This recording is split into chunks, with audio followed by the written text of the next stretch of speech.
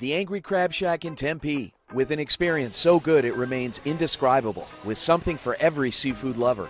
Try one of their amazing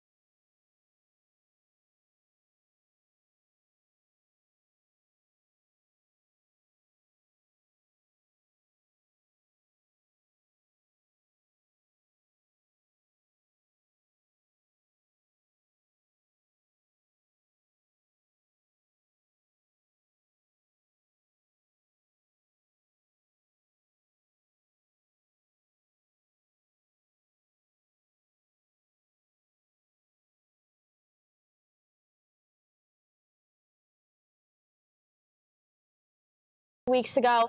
What are some positive things that you saw out of your team during that game? There's a lot of positives.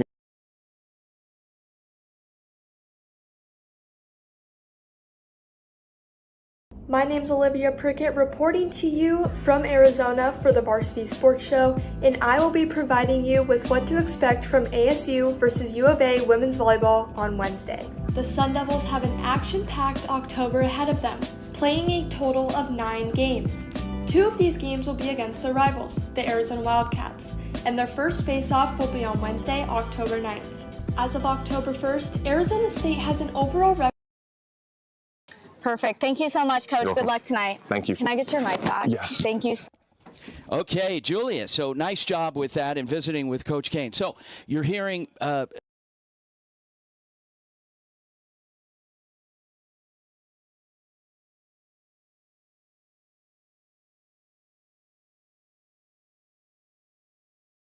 your hat on, but he knows that both teams have gotten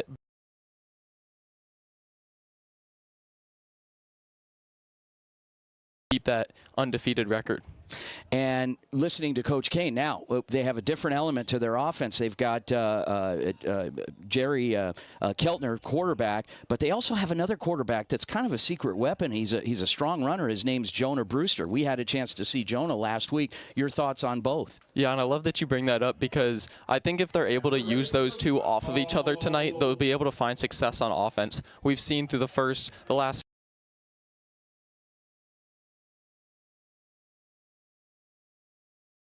the better passer of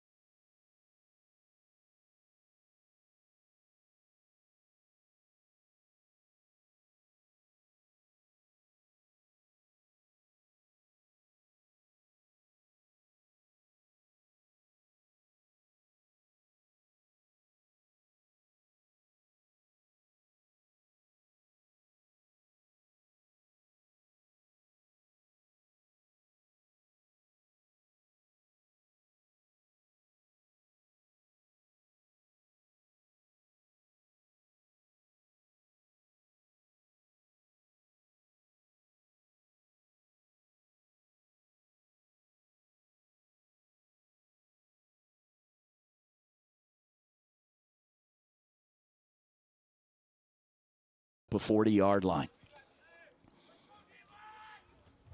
Keltner awaits the snap. Mustangs with that league-leading, stifling defense, attacking from the perimeter. Keltner, here comes another blitz. Keltner, and finds his outlet receiver in Day Anderson, finally tackled after another monstrous first down. And on the stop was Javon Thompson for the Mustangs.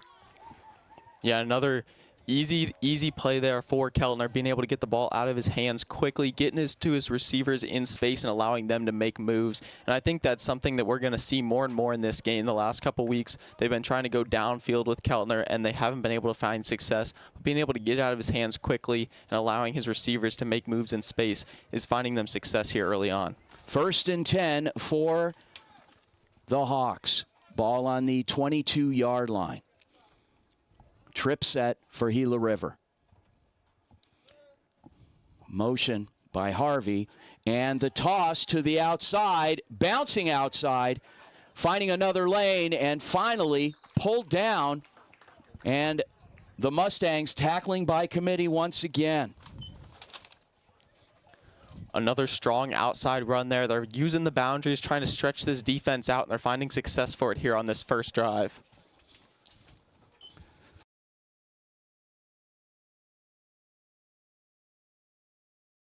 Down. Look to be a gain of 6, 2nd and 4. Doing so, but regardless, it's an incompletion, and now it's a first big doing so, but regardless, it's an incompletion, and now it's a first big third down of the game. 3rd and 4 on the 16. Keltner, tight set once again for Gila River. Keltner back to pass. Keltner scans the field, throws, hits the out route, near a first down. I don't know that momentum will carry him through, but pass caught by number 80, Joshua Rice, the big target from Little Rock, Arkansas. It's going to be 4th and 1. Decision time for Coach Kane as he sends his quarterback, Jerry Keltner, back in. Yeah, and if you're Coach Kane, I think it's an easy decision here. You're going for it. You're going to trust in your offense. They haven't had a lot of trust in their kicking game all season long, and it's not going to start here. 4th and inches here, 4th and less than a yard. You're going to trust your offense to go out there and pick up this yard, continue this amazing opening drive.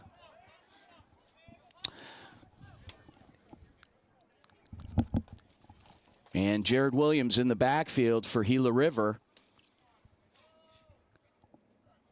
Williams on the carry, still on his feet, and stopped right at the 10. It appears he may have the first down. He does. 1st and goal, Gila River. Jared Williams, of course, you may know that name from a few years back, part of Chaparral's state championship team, an exceptional running back, and is now playing for the Gila River Hawks. And when you have a guy like Williams back there, you've got to be able to trust him to run it up the middle like that and pick up that less than a yard that you need to be able to get that first down. And he does it right there.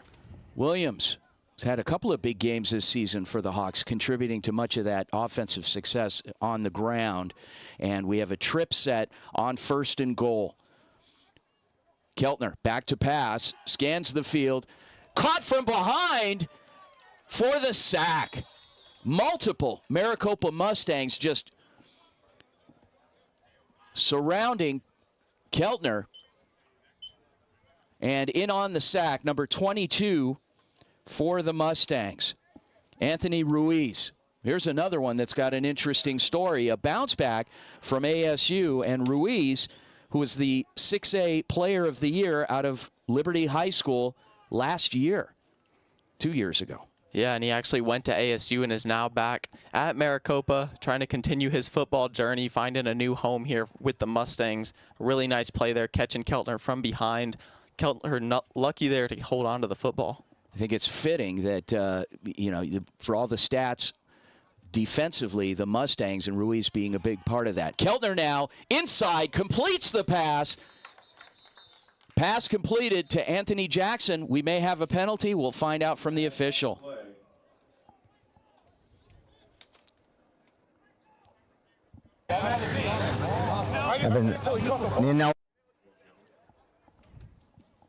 Let's see if we can hear from the official here. Mustangs. There's ineligible man downfield. Offense, number 7. All right, still third down. Okay. All right, and with that, got a loss of yardage that'll bring the Hawks. Hawks will be on the 16-yard line where it'll be second down. Keltner, trip set once again. They like to spread it out. Williams in the backfield. Keltner back to pass. Scans, goes over the top, right in the middle, and it's intercepted in the end zone. The interception into the hands of number 25 for the Mustangs. That was Isaias Penniman out of Mountain Ridge High School in Glendale. Penniman making a really huge play here on that first drive in the end zone, skying up high, getting that ball and getting the Mustangs the ball back here. And as for Keltner, that's the first mistake he's made of the game here.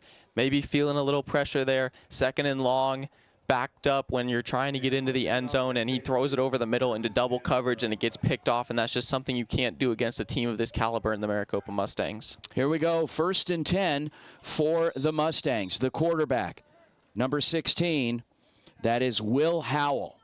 Howell comes up with 2 receivers outside. And Howell, the quick give inside, and the flag thrown on the carry. Should be Kavon Clark. And we'll get the call from the official here.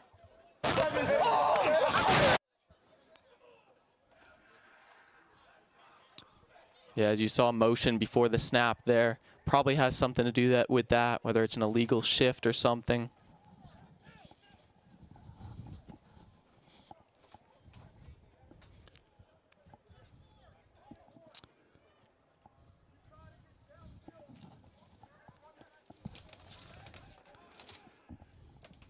Okay. And as the players are huddled up,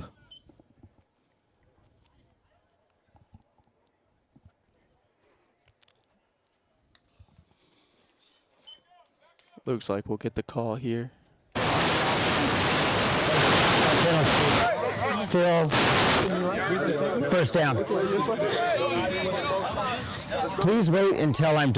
Okay, well, we missed the call. A little bit of reprimand going on by the official. Hey, those guys are only human. Here we go. 2-by-2 set for the Mustangs. On the pass, Howell dumps it off, finds his receiver who's met right away, and the Hawks are playing a little bit of defense tonight. Day-Day Anderson with a stop. Anderson with a stop on the play, sagging 15.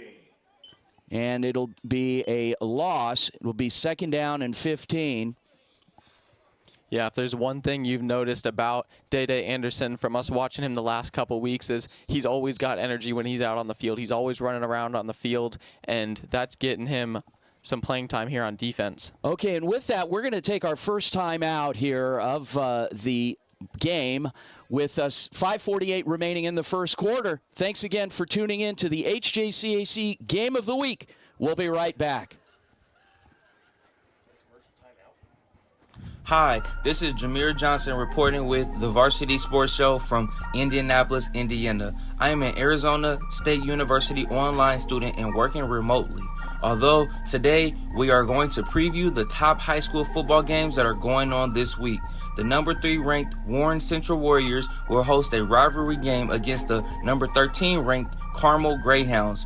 This rivalry dates back to 1959, and Carmel leads and wins throughout history in this rivalry. This game will be a home game for Warren Central as they prepare to continue an undefeated season with a 6-0 record, while the Carmel Greyhound attempts to change their 3-3 record to 4-3. Also, in Indiana, there will be a matchup between the number 2 ranked Westfield Shamrocks versus the number 11 ranked Fishers Tigers. Fishers will be hosting the game at their field. Although their record is 4-2, the Fishers Tigers are 3-0 for their away games and 1-2 for their home games. The Fishers Tigers are averaging 203.8 passing and receiving yards per game. However, the Westfield Shamrocks are unfortunately coming into this game with a loss, but hope to continue a winning season by winning this game, which will make their record 6-1 if they are able to do so. Then we have the number 1 ranked high school football team in Indiana, the Brownsburg Bulldogs, who will play the Noblesville Millers. The Noblesville Millers are averaging 282.5 rushing yards per game, but the Bulldogs will have the momentum because they will be hosting this game and they will attempt to further their 6-0 record with another win. This has been Jameer Johnson with the Varsity Sports Show reporting from Indianapolis. See ya.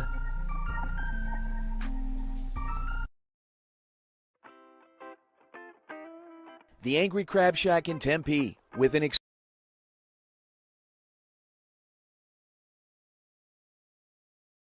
back to play.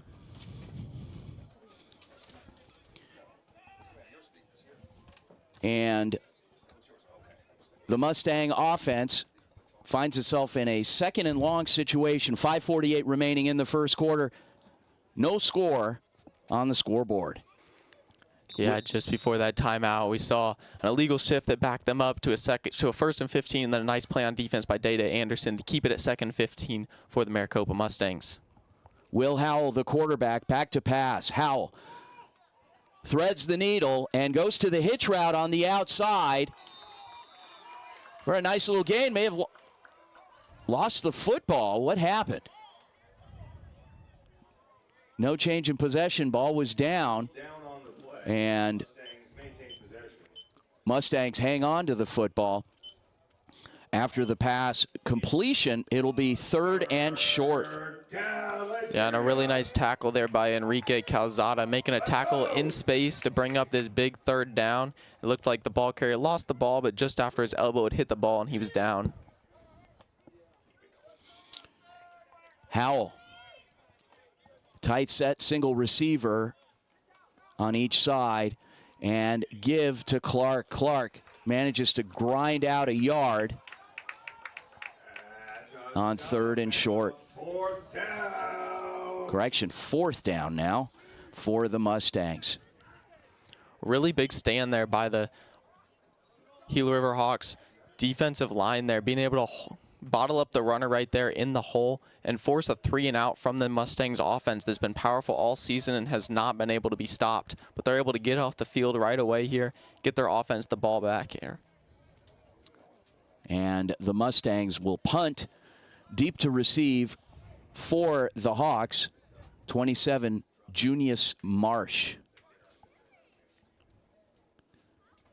Bit of a high snap, heads downfield. Takes a nice little bounce, and it'll stop right on the Hawks side of the field on the 45-yard line. The Hawks will have it 1st and 10.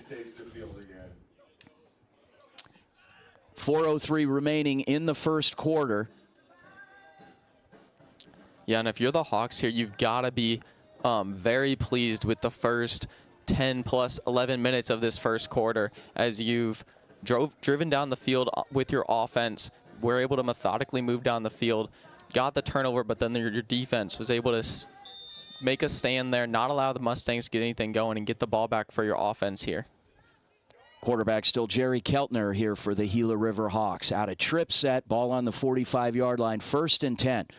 Chris Harvey, the lone isolated receiver for Gila River. He is a weapon. Isaac Robles in motion now, balancing off the front. And the give inside, 22 on the carry. That's Nick Norman. Norman, of course, had his share of carries even a week ago. Very, very steady running back for this Gila River Hawk offense. And you see Williams got the carries on that first drive. Now Norman getting his chance in there. This has been a running back by committee all season long. And a nice pickup there by Norman on 1st down. Gain of 3 on the play, 2nd and 7. Trip set for the Hawks. Harvey once again isolated, looking to make a big play tonight. Keltner, shotgun formation. Mustangs, of course, with that stifling defense, and Robles in motion. Here come the Mustangs, off to Robles. Robles around the right side, still on his feet. Big gain for Robles. May have gained 25 on that play alone, and finally pulled down in on the stop. Helping out on the assist was number 2, Seth Goldberg. Yeah, and Robles once again getting him the ball in space, being able to find the corner there, get on the outside, pick up some yards down the sideline. That's been what the Hawks have had success with early on in this game, is spreading the field and getting it to their receivers in space. 4 receiver set now for the Hawks on 1st and 10. 2:44 remaining in the first quarter. Keltner, Norman in the backfield. Keltner looks to the sideline for a play change and adjustment. Mustangs defense on the perimeter once again. Dish off to Day Anderson, who's tackled on the play right away, right on the edge by number 22. And that was Ruiz, Anthony Ruiz, whose name we are going to be calling a lot tonight. Yeah, and Ruiz and Javon Thompson both rallying to the football there, not allowing Day Anderson to get loose. That's the first time they've really been able to corral these receivers on the perimeter tonight. And the give, Norman moving the pile, a bit of a scrum here as he's being dragged down and pushed forward by his teammates. And in on the stop, number 5, Larry Kraft. Looks like we've got a penalty at the top of the screen.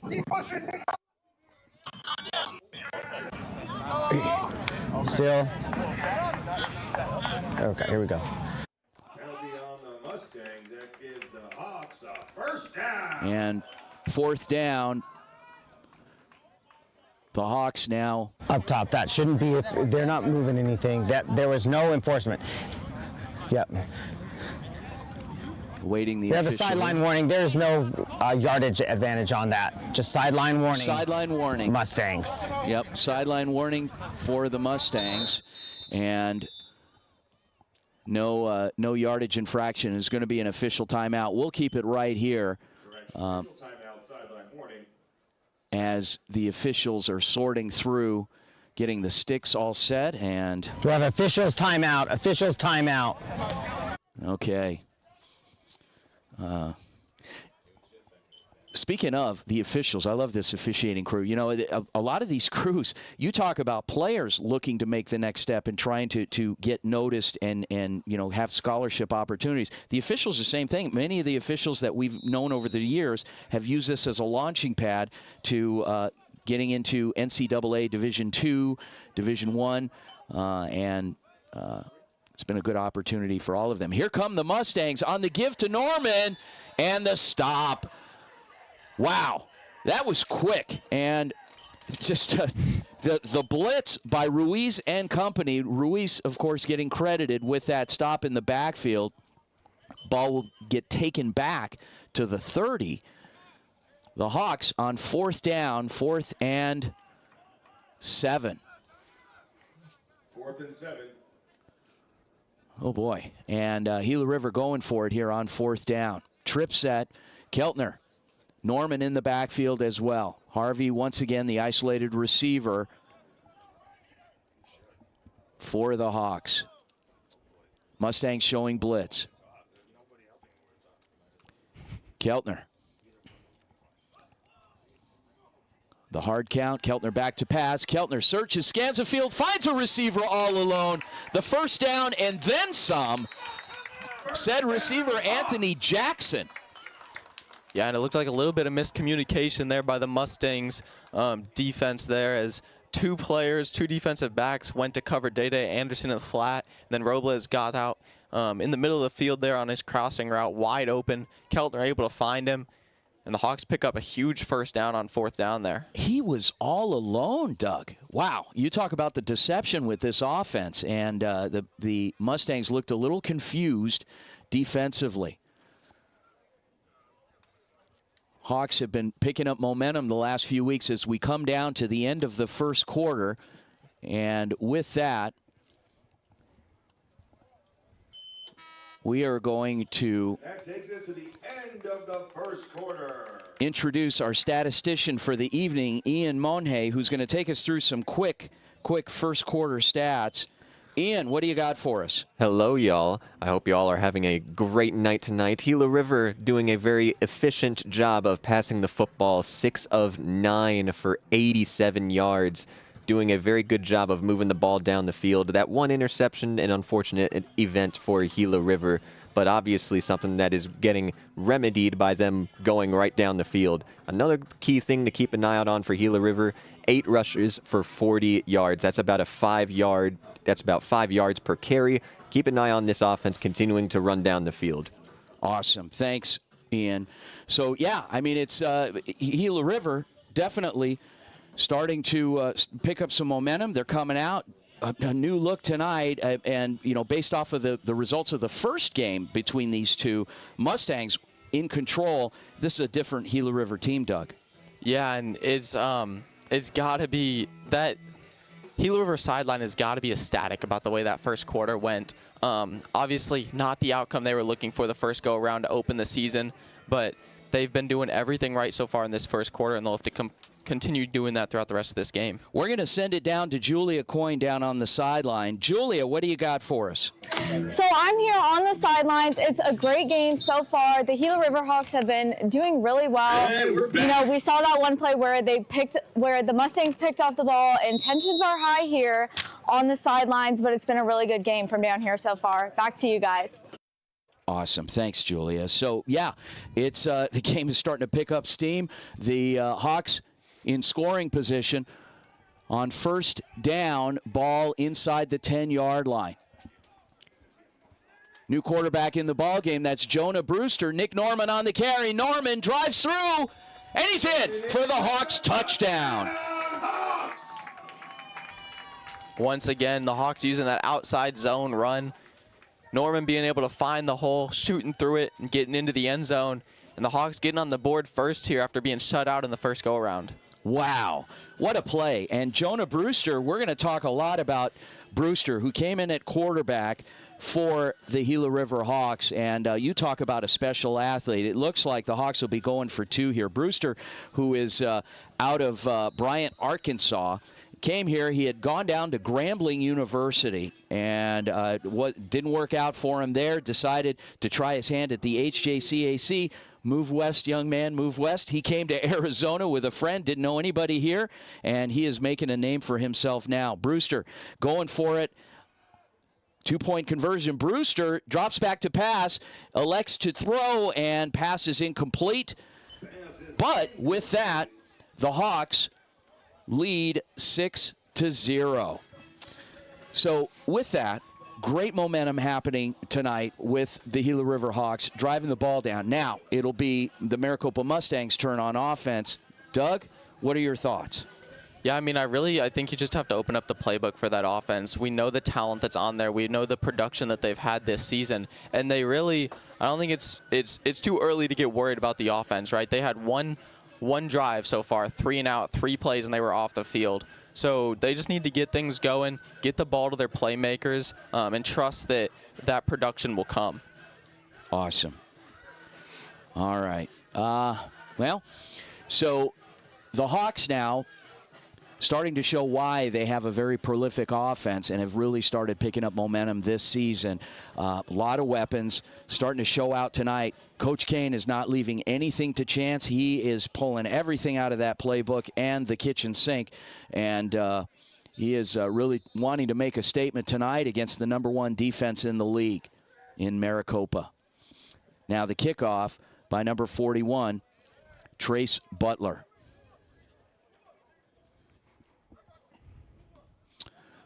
Nice steady kick into the second level. Will be fielded about the 25-yard line on the return. Returned by 11, Jalen Stanford. Stanford redirects and finally pulled down by Harvey. And it'll be 1st and 10 for the Mustangs right at the 40. Yeah, nice job there by Stanford, finding his way to the outside, going up the sideline. He did a little change of direction there, maybe lost a couple yards at the end of that, but still gets his team out to the 40-yard line in really good field position to start here to try and get this Maricopa Mustangs offense going. Here we go. Will Howell back in the game at quarterback for the Maricopa Mustangs. Howell out of Marana Mountain View High School in Tucson. Twin receivers to one side, and the give inside. Kevon Clark. Clark tries to hit the perimeter, and he's pulled down right at the line of scrimmage. And in on the stop, a two-way player tonight in Jared Williams. Jared Williams with a big stop on the play. Yeah, you see the Hawks using their star players both sides of the ball tonight. We saw Day-Day Anderson playing some defensive back earlier tonight, and now you see the running back Jared Williams playing on the defensive side of the ball as they're coming up with a really nice play. Tackle for loss there, or no gain to set up 2nd and 10, and really nice tackle there, holding on to the T-shirt. Okay, here we go. On 2nd down, 2nd and 10. Howell, 2-by-2 set for Maricopa. 4 receivers out wide. And Howell back to pass. Howell goes over the top on the wheel route. Pass is complete. Finds Terrence Hall.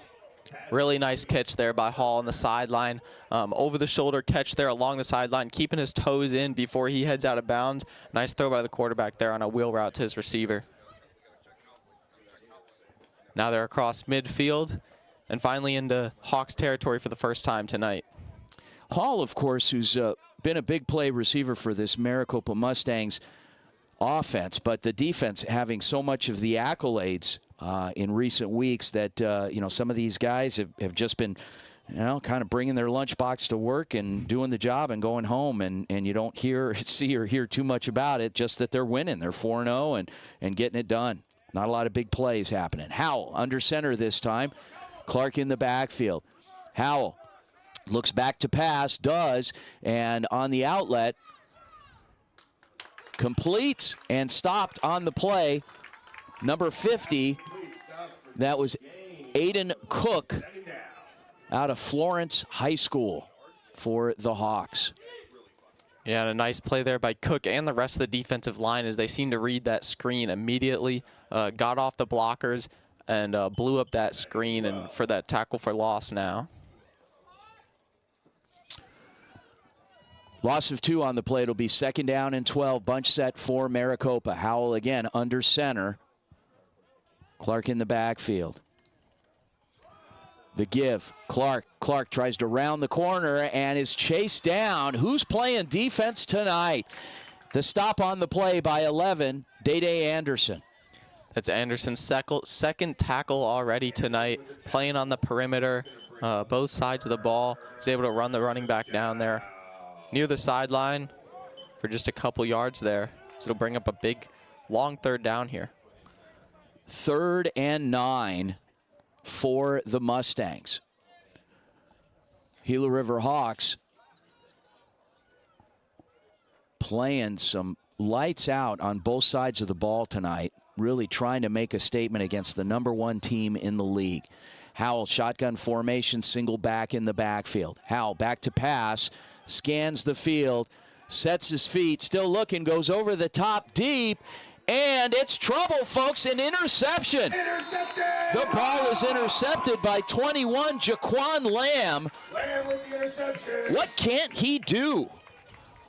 Had a fake punt touchdown last week, returning the kickoff tonight, and now an interception in the end zone. He's doing it all for this team, and now the Hawks have the ball back with the lead and have a chance to add on here early on. Hawks will have it 1st and 10 inside the 25-yard line. Call it the 20, and wow.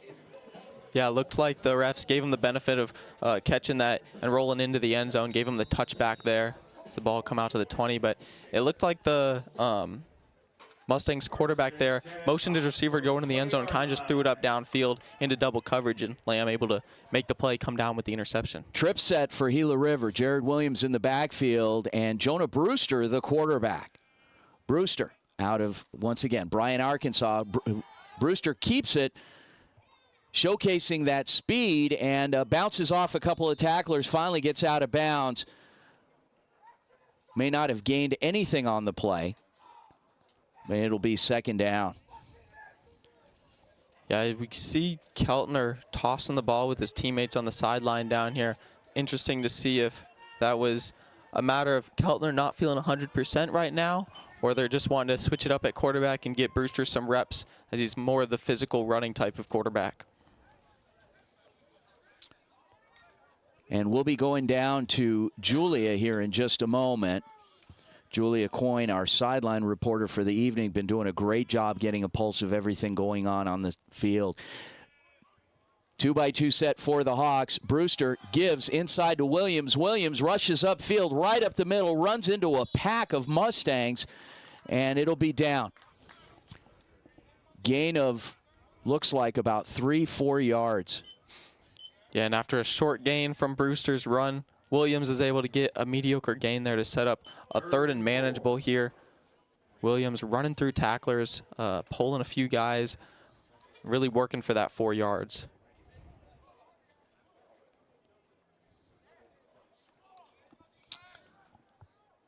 Brewster, who just happened to be throwing a football in practice one day. That was his story, and they said, okay, we're down a quarterback. You are the backup quarterback, and now he's playing. Brewster keeps it, tucks and runs, and runs and runs, still on his feet, zigzagging across the field, all the way down the field, and finally pulled down at the 11.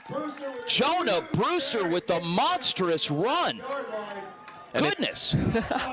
And if you couldn't tell, he used to be a running back. I think he still is. Made a guy miss near the line of scrimmage, and he was gone after that. Brewster was a guest. Jonah Brewster was a guest on the HJCAC Monday Night Coaches Show, live from Angry Crab Shack in Tempe, and this past week. And we asked him what his stats were, and he said he didn't know. He just ran when they told him to, and threw when they told him to. And so he's actually doing a great job. That seems to be working. Yeah. 1st and 10 for the Hawks. Brewster in the backfield with Williams. Williams on the carry. Williams zigzags his way in. Does he find the end zone? He's awful close, just shy. And let's see where he gets that spot. Looks like the 4-yard line, so it'll be second down now. Gain of 7, second down and 3 on the 4. Nice job by Williams there, bouncing off a few tacklers, getting a really nice solid gain on first down to set up a manageable second down where you can look at the end zone, but you have a couple yards inside the goal line there to get a first down before you're in the goal-to-go situation. Jared Williams in the backfield. Jonah Brewster, the quarterback. Shotgun formation. Anderson in motion. And Brewster gives to Williams. Williams stutter step, hurdles in, and he's in for the Hawks touchdown.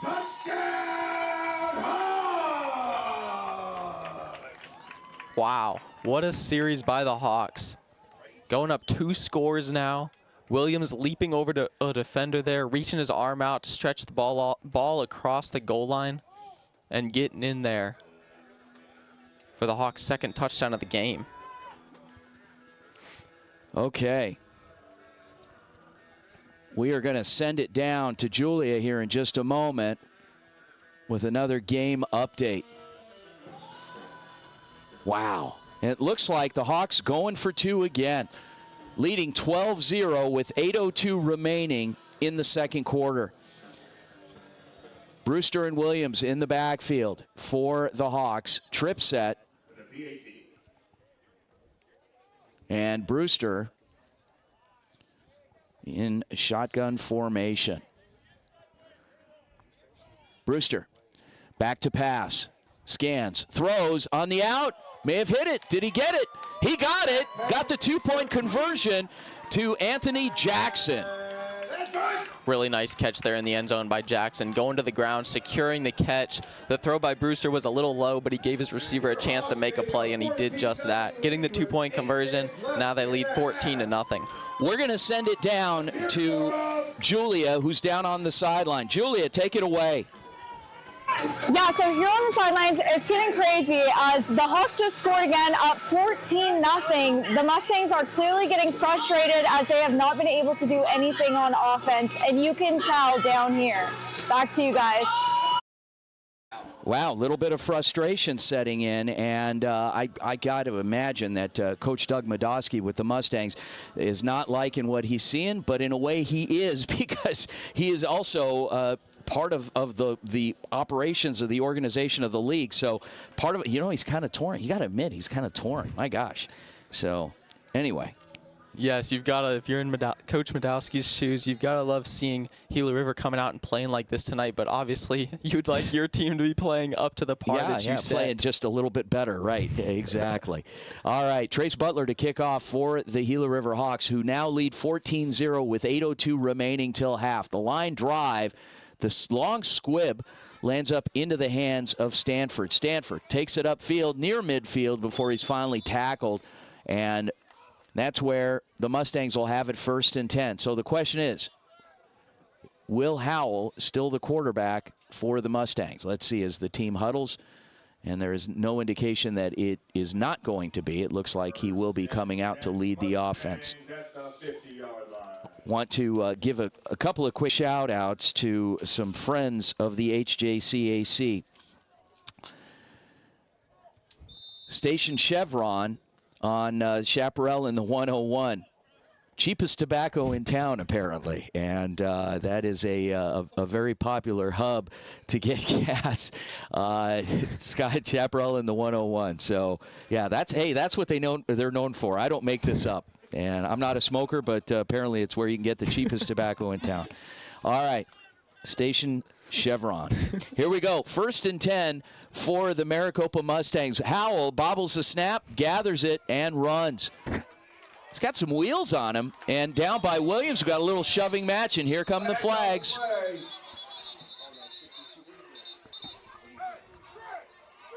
And we've got flags galore. Okay, well, the officials will sort this out. So tensions running a little high as a lot of these young men know each other. They play each other twice a year. It's like a traditional NFC East matchup in the old days of the Redskins and Cowboys. Anyway. All right, well, the officials will get it sorted out. We'll head down to the officials here shortly. It'll be interesting here, as you saw. Usually second guy in gets the flag, but oh, goodness. There was more than just it one was more than second guy. there. Yeah, there was a bunch of about 5 second guys coming in. So anyway, yeah. So let's the officials all gather together and trying to get this sorted out. And it's a shame, you know, these young men work so hard during the week and want to make a good showing. You've got colleges watching, and it always takes one, as they refer to, one stinker in the bunch that a little misunderstanding as they continue to sort through it and take little notes in their book. Yeah, and as you see on Sundays and on Saturdays, throughout the league, when quarterbacks get hit late, you see their offensive linemen rallying around them. Usually get those personal foul penalties trying to back them up, just as you saw there. But you've got to be able to hold those emotions in and be there for your teammates without crossing the line and drawing those flags. Okay, well, the officials continue to sort. And they are talking about their post-game plans, I think, right now, and so figuring out what movies are out nowadays. I haven't been to a movie theater forever, Doug. How about you? I went like probably about 9 months ago now. with my girlfriend. But if it wasn't for her, probably would have been at least 3 or 4 years. Yeah, yeah, okay. 7:50 remaining here on the HJCAC Game of the Week, and monumental. If you guys normally listen to, I don't know, what might be on at this time on a Saturday night when there's no other football going on, I don't know. Martha Stewart living, I'm not sure, but we're very sorry to preempt that for the HJCAC Game of the Week here on KDUS AM 1060, home of the Varsity Sports Show. Also want to, well, let's give a couple more shout-outs here. You know, we've got some others. So we talked about Station Chevron on Chaparral in the 101. PJ's Burger Barn in Arbor Vitae. Did I say that right? Vita, sorry. I knew I was going to get that wrong. I even wrote it out phonetically. Arbor Vita, Wisconsin. Sorry, I'm not going to live that down. Arbor Vita, Wisconsin. Okay.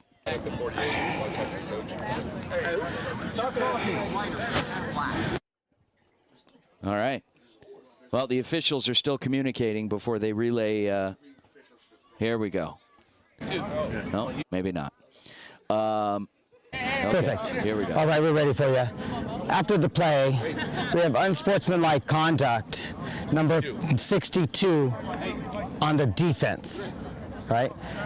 After the play, we also have unsportsmanlike conduct on the offense, number 54. Those penalties will offset. However, number 54 is ejected. Also, after the play, we have coming off the bench, unsportsmanlike conduct, number 22. That'll be 15 yards ended to the out of the play. Result is a first down.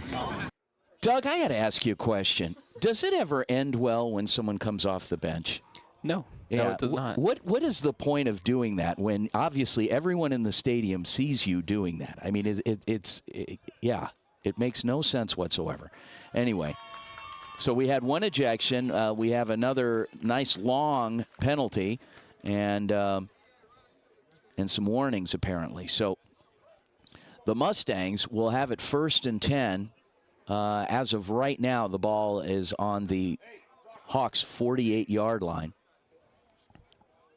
And I think after everything that just happened, I feel like the referees handled that about as best as they could. Yeah. The player that started it all, 54, shoving the Hawks player after the play was dead, was ejected. The Hawks got their unsportsmanlike conduct as well for instigating as well. And then obviously the player coming off the bench, that's added on. So, and you know, in fairness to the officials, for as much scrutiny as these poor guys can get, they are trying to let these young men play. You know, they are trying to do what they can to let them play, but still have to have some type of framework, some type of control over the ball game, so things don't get out of hand and with shoving and things that usually end up worse than that. But to come off the bench is definitely uncalled for, especially if you're not substituting in the game. Stay off the field. And that's where you just have to keep your emotions in check. And I mean, and you come off the bench, you don't even have your helmet on. That's another thing. You know, if I'm not condoning it, I'm not saying, look, if you're going to do it, you know, put your helmet on, protect yourself, but at the same time, don't do it to start with. So I'm not saying it's okay to come off the bench, but put your helmet on. My gosh. Okay, here we go on. Looks like 2nd and 8, ball on the 48-yard line. Maricopa Mustangs still with the football. Quarterback Will Howell, shotgun formation. Looks like an empty set here for Maricopa. Hawks playing some defense tonight. Okay. And on 2nd down. Hawks defensively, Howell back to pass for the Mustangs. Howell goes to the out route, completes it. Looking for the first down, couldn't quite get across, and that was Mateen Strong. Multiple Hawk players making the stop. Yeah, nice rallying to the ball there by Anderson and Lamb for the Hawks, keeping the receivers short of the line to gain, bring up another 3rd down for the Hawks defense for a chance to get off the field. Looks like Strong got correction. Looks like the Mustangs gained 5 yards on the play. It'll be 3rd down and 3. All right. Empty set once again for Maricopa. Will Howell. Howell back to pass. Howell scrambles, tucks, and runs. He's got the first down, still on his feet, weaving, and finally gets out of bounds. That is a big body. He had no fewer than five Gila River Hawk players draped around him, trying to strip the ball away, and he managed to get himself out of bounds. Yeah, the 6'4", 180-pound quarterback was able to make some moves there in the open space and then use the muscle, use the strength down there inside the 20-yard line to pick up a few extra yards and a big first down there. 1st and 10, ball on the 16-yard line for the Maricopa Mustangs with 6:28 and counting here in the first half. Stick around, folks. We've got a lot coming up, particularly at halftime. Howell, back to pass, scans, sprints to his left, and is met right at the sideline where he's pushed out of bounds. May have lost a yard. We'll see where that gets spotted. Clock stops, however. And right at 6 minutes, looks like the stoppage might be for an injured player. Okay. So we've got may have come off the field, but okay, well, clock continues to move apparently, and the officials haven't signaled anything other than that, so we're at 5.5 minutes till halftime. Howell back to pass. Howell searches, sprints to his left, back upfield to his right, and breaking tackles along the way, finally pulled down by Jared Williams. Yeah, and when Howell gets out in space, he's going to have to start going down because these Hawks defenders, when they see a quarterback running in space, they're going to come in heavy hitting, and Howell needs to protect himself as a quarterback and get down. He's picking up nice yards, and he's a big quarterback, so he's able to make guys miss. But after he gets what he's going to be able to get, he needs to get down and protect himself. So it'll be 3rd and 3 for the Mustangs, ball on the 10-yard line. So the Mustangs now putting a decent drive together with hopes of ending up in the end zone here before halftime, down by 2 scores, 14-0 with the Hawks leading. 3 receivers out wide to one side for Maricopa. Timeout. Timeout. Hawks. That is their first timeout of the half. Okay, well, with that, let's see if... all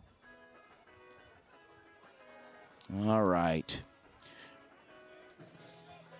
So, Doug, as we stand here and we see the drive that Maricopa is obviously putting together here, trying to get in the end zone, Chad Munson, the offensive coordinator for Maricopa, who's known for being a guru in developing quarterbacks and loves to throw the football. So as we're seeing this game break down, you've got one of the best backs in the league for the Maricopa Mustangs out on the field in Kevon Clark. Is he a weapon right now? Do you think with the success that Howell has had out there that they'll continue to throw? I think you've got to mix it in because the run is going to create the pass. You want to be able to open up those play-action passes, and if you can get Kevon Clark going in the run game, that'll open up more space on the field for Howell to be able to complete those completions. And you can also mix it up with his legs. He's shown that he can run the ball tonight, and mixing that in just gives more for the Hawks defense to have to look out for. And as the Mustangs break their huddle, come up to the line of scrimmage, it'll be 3rd and 3 on the 10-yard line. 4:31 remaining till half, down 14-0. Quarterback Will Howell, trip set for Maricopa. Howell back to pass. Howell goes over the top to the isolated side and finds Kevon Clark for the touchdown. Touchdown, Mustangs. Nice touch pass there on the wheel route to get the touchdown. Looked like the defensive back on the play, Rashad Jackson for the Hawks, slipped, missed his footing there, and it made Clark wide open in the end zone for the touchdown. And the Mustangs finally get themselves on the board late in this first half. What a play. And like you called it, the wheel route left all alone Kevon Clark practically, and caught a nice pass from 10 yards out in the end zone for the Mustang touchdown. You know, it was interesting. We just happened to be talking about, Clark, talking about the fact the offensive coordinator, Chad Munson, loves to throw the ball, but he's got a great running back. So what does he do? He throws the ball to the running back. On the extra point attempt, as we await the snap, and kick is up and good. That was number 29, Cesar Rodriguez. Rodriguez out of Copper Canyon High School in Glendale. And the Mustangs starting to claw their way back into this game, down one score, 14-7. And we'll keep it right here on the HJCAC Game of the Week, presented by the Varsity Sports Show and a whole host of other folks. Thank you so much for tuning in tonight. Thanks for tuning in to KDUS AM 1060. This is a monumental broadcast, as it is our first junior college game for the Deuce, AM 1060. We're going to send it down to Julia Coyne down on the sideline. Julia, take it away. Here on the sidelines, the Mustangs just scored for the first time after a scuffle down on the field. They came back and were able to score for the first time in the second half. Back to you guys. Thanks, Julia. So, yeah, I mean, it was a disagreement and ended up, unfortunately, costing someone and getting ejected and a big penalty. And once again, you do not leave the sideline if you're not supposed to be in the game. Anyway, Rodriguez will be kicking off now for the Mustangs, and deep to receive right in the middle, Jaquan Lamb for the Hawks. Ending up on the second level, that'll be Isaac Robles on the return, fielding the return, making it respectable, getting down to about the 27. In on the stop, Jacob Dominguez for the Mustangs. Nice tackle there by Dominguez, hanging on to the leg of the returner there to bring him down, because if he got past Dominguez, he had a lot of space, a lot of open grass. So Hawks will have it 1st and 10, ball on the 28-yard line with 4 minutes and 20 seconds remaining till halftime. We'll hear from Ian Monhay to give us some first half stats here in the next few minutes as he's working feverishly on putting those together. Keltner back in the game. Quarterback Jerry Keltner, who took a couple of series break for Jonah Brewster to spell him, and Keltner now coming over to the sideline to get the play, having a little conversation with the offensive coordinator for the Gila River Hawks. Yeah, and he overthrew his receiver there, but that may have been a good thing there, as it looked like the Mustangs defense was in position to get Robles there.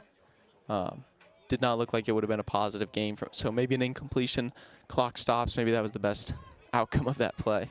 2nd and 10 for the Hawks. 2-by-2 set. Keltner the quarterback. Keltner to Norman. Norman in the backfield, spins his way out of a tackle, still on his feet, finally pulled down. Anthony Ruiz, the linebacker for the Mustangs. When he's in the game, you can tell just the bar is set so much higher for this Mustang defense, and the great things, the way they swarm, the pursuit angles with Ruiz in the middle at the linebacking position. Well, and you can see him out on the field at 6 foot, 225 pounds. He's a bowling ball out there. Like, whenever he's going around the field, when he hits you, you feel it. And as you said, it just brings a presence to this defense. Mustangs showing blitz. Keltner back to pass. Keltner goes over the top and underthrows the intended receiver. Pass is incomplete. It'll be 4th down. And now this Hawks offense stalls right away, and now it's going to give Maricopa the ball back with 3.5 minutes with a chance to go down, score, and remember, they get the ball to start the second half so they can double dip. So this is an important few series here for both teams. And as some mass substitutions for coming in on the punt return team, but we've had a stoppage in play. Is this their first time out? Timeout.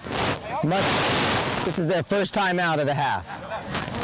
Well, that being said, we're going to keep it right here. And, you know, it's interesting. As any time there are substitutions, when you've got the punt unit out, guys have to remember when it's their turn. And I think that was a situation here. In all the excitement, there may have been some players that were supposed to be out there that didn't quite have it. And Coach Medoski opts to burn a timeout here. Yeah, and he burns that timeout, and that could prove costly as 3.5 minutes here. They're going to be getting the ball back. You'd like to be able to save those timeouts to use in your 2-minute drill at the end of the half. But now just down to 2. Obviously, for the Mustangs, they hope that that won't come back to hurt them later in this half. 3:29 remaining till halftime. Stick around, folks. Got a lot of things coming up, including stats from our amazing, one and only amazing Ian Monhay, valuable member of our team, the stats guy tonight. All right, here we go. On 4th down, Trace Butler into punt for the Hawks, and deep to receive for the Mustangs. Butler loses the snap and is wrapped up. Oh, that hurts.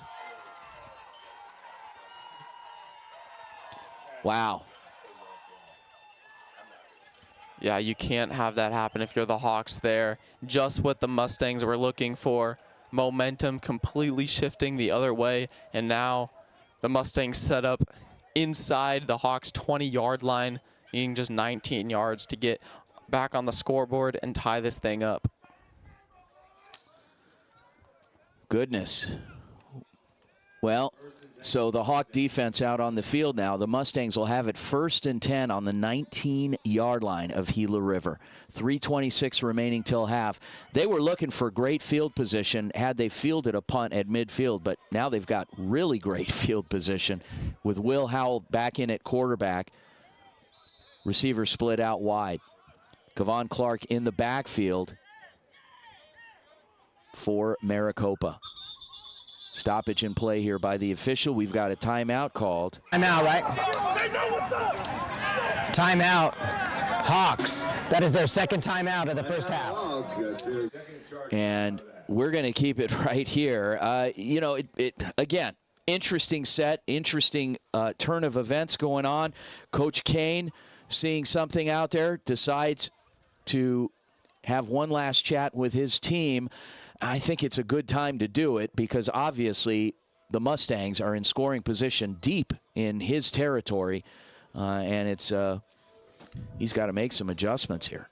Yeah, absolutely, and I think that's you got to calm down your defense here. A sudden change in the game and is a pivotal drive here for the Mustangs because if you're the Hawks, you've got to try to keep them out of the end zone at all cost because getting them into the end zone, they get the ball to start the second half, can completely flip the switch in this game. 3:26 remaining. And quarterback Will Howell, running back Kevon Clark for the Mustangs. Receiver split out wide. Trip set for Maricopa. Howell dishes off on the screen play. Finds Hall. Terrence Hall, who's surrounded, may have gotten 7 yards on the gain. We'll see where he gets the spot. And it'll be 2nd down. Gain of 6. 2nd down and 4. Ball is on the 13-yard line. Nice easy throw there by Howell to get the ball out to his receiver Hall.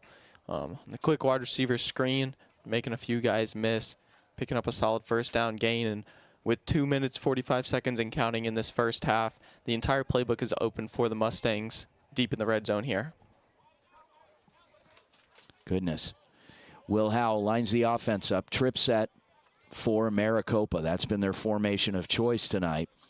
Clark still in the backfield.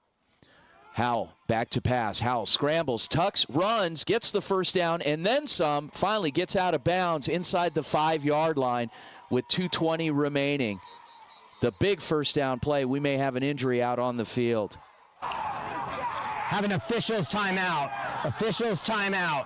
Injured player.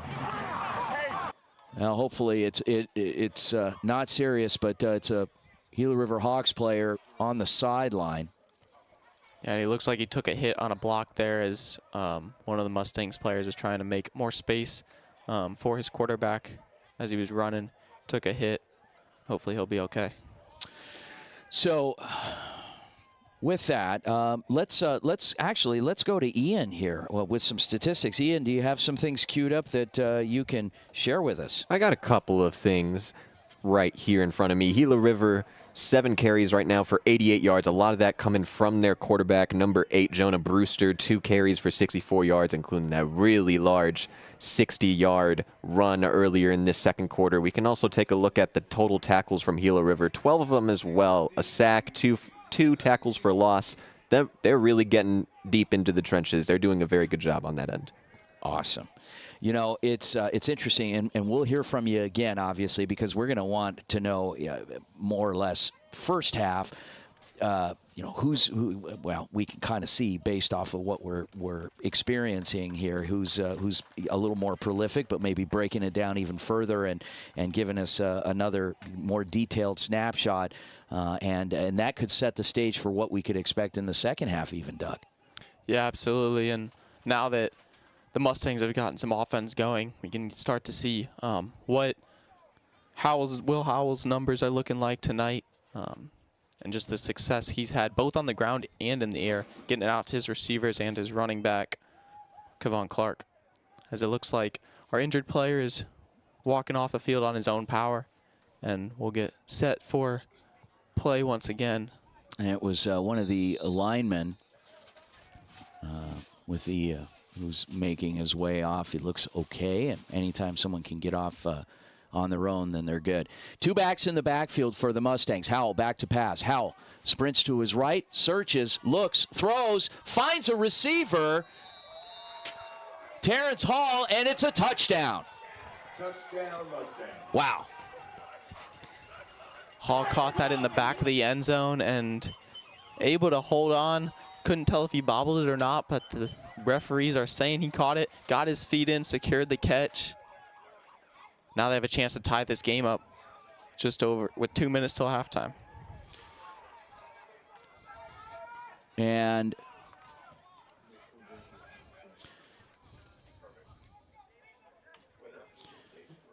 we'll let them set up here.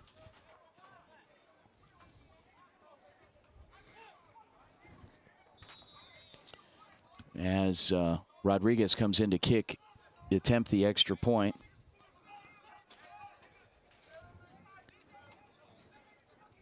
Awaiting the snap.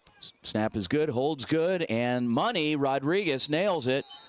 And just like that, the score is tied with 2 minutes remaining till half. 14-14. Stay with us, folks. We'll be right back.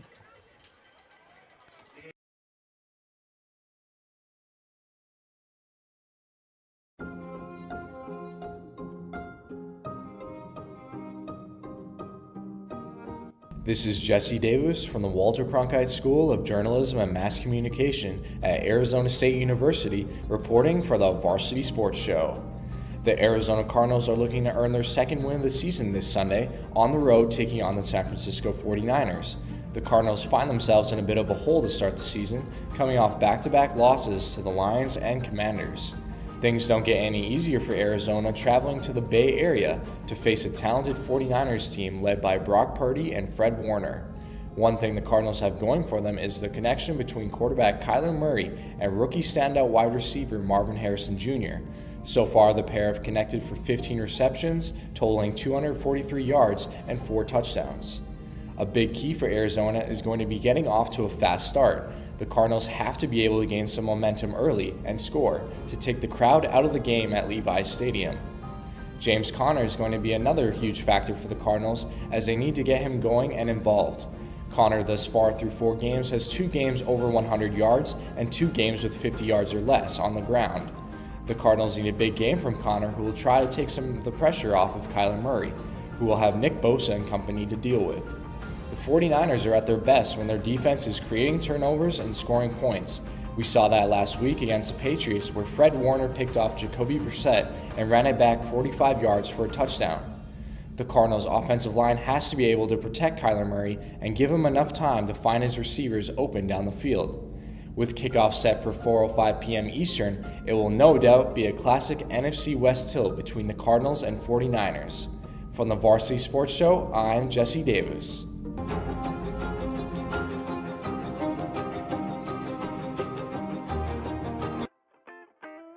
The Angry Crab Shack in Tempe, with an experience so good it remains indescribable, with something for every seafood lover. Try one of their amazing custom seafood boils, sandwiches, appetizers, and salads. Angry Crab Shack Tempe is located east of I-10 on Warner Road, 480-674-3847. The Angry presented by the Varsity Sports Show. The Mustangs kick off into the hands of Isaac Robles. Robles tries to round the corner, around the left side, finally taken out near midfield, out of bounds. Got submarined. Yeah, getting hit both top and bottom there. 1:53 remaining till half. Score is tied at 14. Folks, stick around at halftime. We'll hear from Ian Monhay, our expert statistician tonight, giving us up-to-the-minute stats. We'll hear from our very own Julia Coyne down on the sideline, giving us a report. And then our amazing team from all over the country bringing you the latest news throughout halftime. Brewster, Jonah Brewster back in at quarterback, hands off to Jared Williams. Williams breaking tackles, may have 7 yards, running right up the gut. Yeah, and he was able to keep his balance there as a Mustang defender grabbed him by the shirt. Was able to hold on, but Williams was able to keep his balance, trudge forward for a few more yards. Nice first down gain there. 2nd down and 3. Brewster back to pass. Brewster goes over the top. What an arm.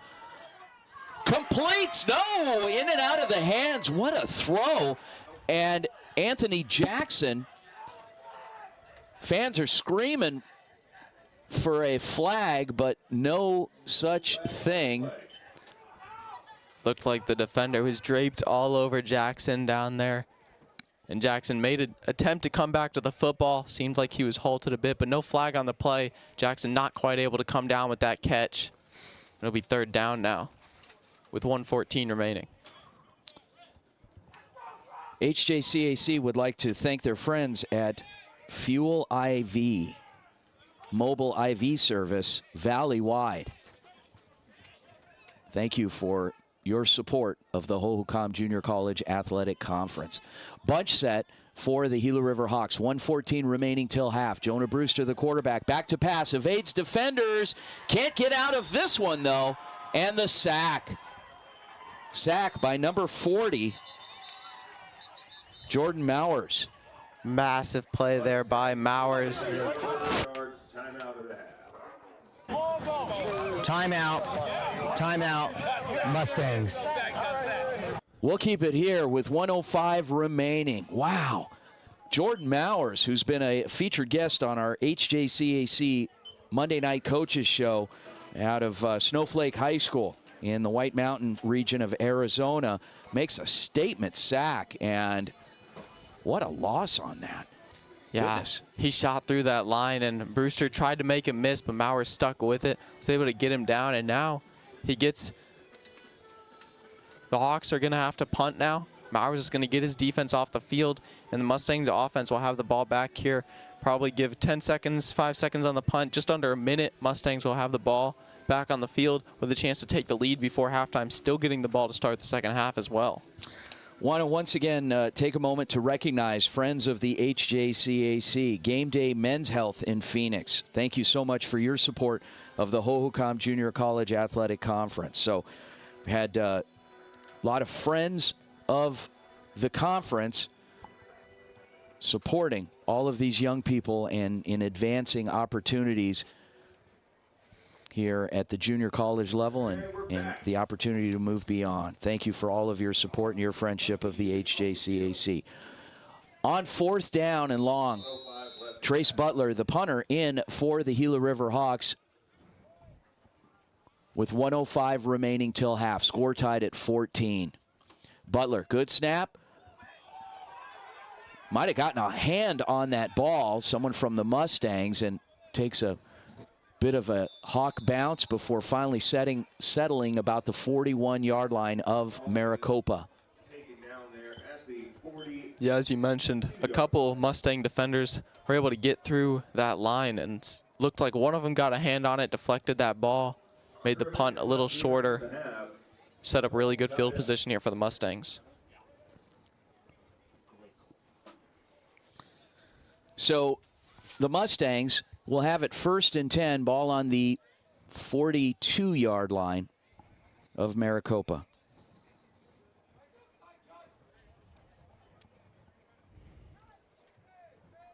And if you're Maricopa here, you've got 55 seconds, probably quick passes here, trying to find the sideline. Just one timeout remaining to try and get some points here before the end of the first half. Quarterback Will Howell. Shotgun formation, Kevon Clark in the backfield. Howell sprints to his right, looks to pass, pump fake, throws over the top, and draped all over the intended target, and here come the flags. Number 12, Mateen Strong, the intended receiver, and defending Enrique Calzada. That'll be a 15-yard penalty. Result is a first down. Well, there you have it. So 48 seconds remaining till half, and the pass interference penalty. Yeah, and a lot of times on those deep throws, the quarterback underthrows a little bit, as Howell did there. The receiver comes back to the ball, and then the defender happens to run into them and prohibits him from getting to the ball, and that flag comes out, as you saw there. And a big play, but also for the Hawks, it's a lot better than allowing that to be completed and the ball being inside the 20-yard line. Agreed. So, all right, stick around, folks. When we get to halftime, we are going to hear from Julia Coyne, our sideline reporter, and then we'll bring it back up to the box. Ian Monhay to run through some first half stats for us and more. Timeout. Hawks. That is their 3rd and final timeout of the half. We'll keep it right here. So, Doug, the mindset, the coaches, I mean, they've been using those timeouts here late in the first half, as expected. What do you think Coach Kane is telling his team right now? I think it's a lot like that timeout he used earlier after a sudden change. This one after the penalty. Now the Mustangs are in plus territory, and you just want to settle your defense down. 48.3 seconds left in the half here. You don't want to give up any big plays. If they're going to move down the field, you want them to have to find space over the middle of the field. You want to protect the sidelines, but also protect from the big play, and rally to the ball and tackle. Try to leave as little clock as possible and keep the Mustangs from getting any closer. You don't want to allow a touchdown, absolutely not, but trying to limit the field goal attempt as well. Okay. So Coach Kane leaves the huddle, and having had an opportunity to talk to his team, and this Coach Kane having been in the Valley for many years now and coaching and educator. This is his first college head coaching job, and he is definitely making the most of it and putting a good game plan together tonight. Score tied at 14, 48 seconds remaining till half. Maricopa Mustangs 1st and 10. Will Howell, the quarterback, Kevon Clark in the backfield. Bunch set, empty set for Maricopa. We had some movement, and Clark got a little happy feet there and moved before the center snapped the ball. Prior to the snap, false start, offense, number 2. It'll be a 5-yard penalty. Still, first down. Okay. So, 1st and 15. 48 seconds remaining till half. Empty set once again. Will Howell, the quarterback. Here come the Hawks showing blitz. Howell throws on the out route, finds his target, and the stop by Jared Williams. Reception, 21, Sebastian Carrillo. No huddle. Mustangs back on the line of scrimmage on 2nd and 12. Howell back to pass. Howell sprints to his left, directs receivers out of traffic, looks, plenty of time to throw, finally unleashes to Terrence Hall in the corner, and it's in and out of the hands. Goodness gracious. Pass is incomplete. Wow, incomplete pass. I thought he had it. Dropped it at the very last moment as he went down. Goodness. Yeah, we've got an injured player now here as well as well as a stoppage, but Jaquan Lamb, what a hit. As you said, the receiver had it. Hall had it in the end zone, but going to the ground, Lamb put the hit on him and jarred that ball loose. Really big play there because that would have been a touchdown. The longest final minute of any half in history. We're down to 15 seconds. We have an injured player down on the field, which is serious. No joking there. But he's up on his own. Calzada coming to the sideline for the Hawks as the Maricopa offense talking it over and preparing to come back onto the field. Hawks defense all set, lined up. 15 seconds till half. Stick around, folks, at halftime. Once again, we'll hear from our very own Julia Coyne with a game break sideline update, and then we'll bring it back up to the box for some stat information from Ian Monhay. Will Howell, the quarterback, shotgun formation, receiver split out wide, Clark in the backfield. Hall in motion, Howell back to pass, sprints to his left, tucks, runs, still on his feet, finally brought down by 50. Aiden Cook, and 6 seconds left on the clock. Score tied at 14. Third and final timeout of the half. Mustangs will take one more timeout. Once again, we'll keep it right here. Their final timeout of the half. And I have to admit, I was expecting. Now, it's obviously not what has been going on, but I was expecting the Mustangs having the top defense in the league, outscoring some of the other team offenses, other teams in the league with their defense to really take control of this game, and they have not. The Hawks have had opportunities and have really been playing up, put a great game plan together. Yeah, and you've got to give a hats off to Coach Kane and the Hawks for putting a game plan together tonight that really has just allowed their playmakers to go out there and make plays. They've trusted their playmakers, and they've played about as good of a first half as they could, and they just have to finish off with one more play to go into the halftime tied up. Here we go. 6 seconds remaining on fourth down. 4th and 9. Quarterback Will Howell. Kavon Clark, the running back, in the backfield. 4 receivers lined up wide. Howell steps up into the pocket, sprints out to his right, still searching, throws. And intercepted right at the horn. Intercepted by Day Anderson of the Hawks. And with that, 0 on the clock, score tied at 14. We are going to send it right down to our very own Julia Coyne. Julia, take it away. Really close game right now, 14-14 at the half. It's been really tense down here, but both teams are putting up a fight. The Mustangs have finally started coming back on offense in that second quarter, and the Hawks have been struggling a little bit in the second quarter. But who knows what's going to happen in this next half. Back to you guys. Who knows for sure, man. You know, that's interesting. And you know, a lot of excitement down on the field. Obviously, Julia's right in the thick of everything going on down there, and hearing the coaches, hearing the players, kind of seeing the you know, the reactions and the everything that's happening down there. So very interesting. Doug, your thoughts on the first half? Yeah, I thought it was a really good first half by both teams. Obviously not the start Maricopa Mustangs were looking for, falling down 14-0, but you've got to give a hats off to the Hawks. Gila River, the Hawks came out strong. They came out ready to play tonight, jumped out to that first half 14-point lead, and then it gave them some wiggle room when the Mustangs got going, tied this game up, but a strong half from both teams, and we'll see which team kind of is the difference maker in the second half. Awesome.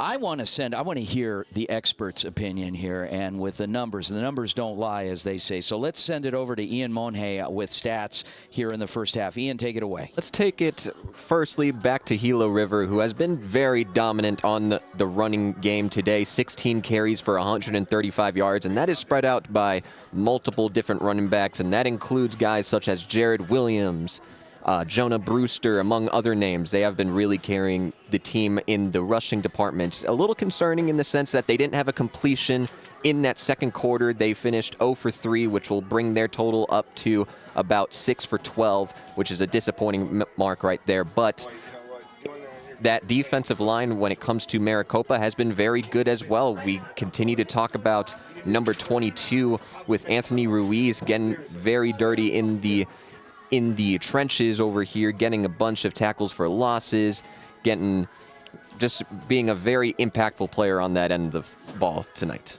Ian, I got to ask you, based off of what you see statistically, first quarter versus second quarter, have we seen a drop-off? What are you seeing from both teams in terms of totals?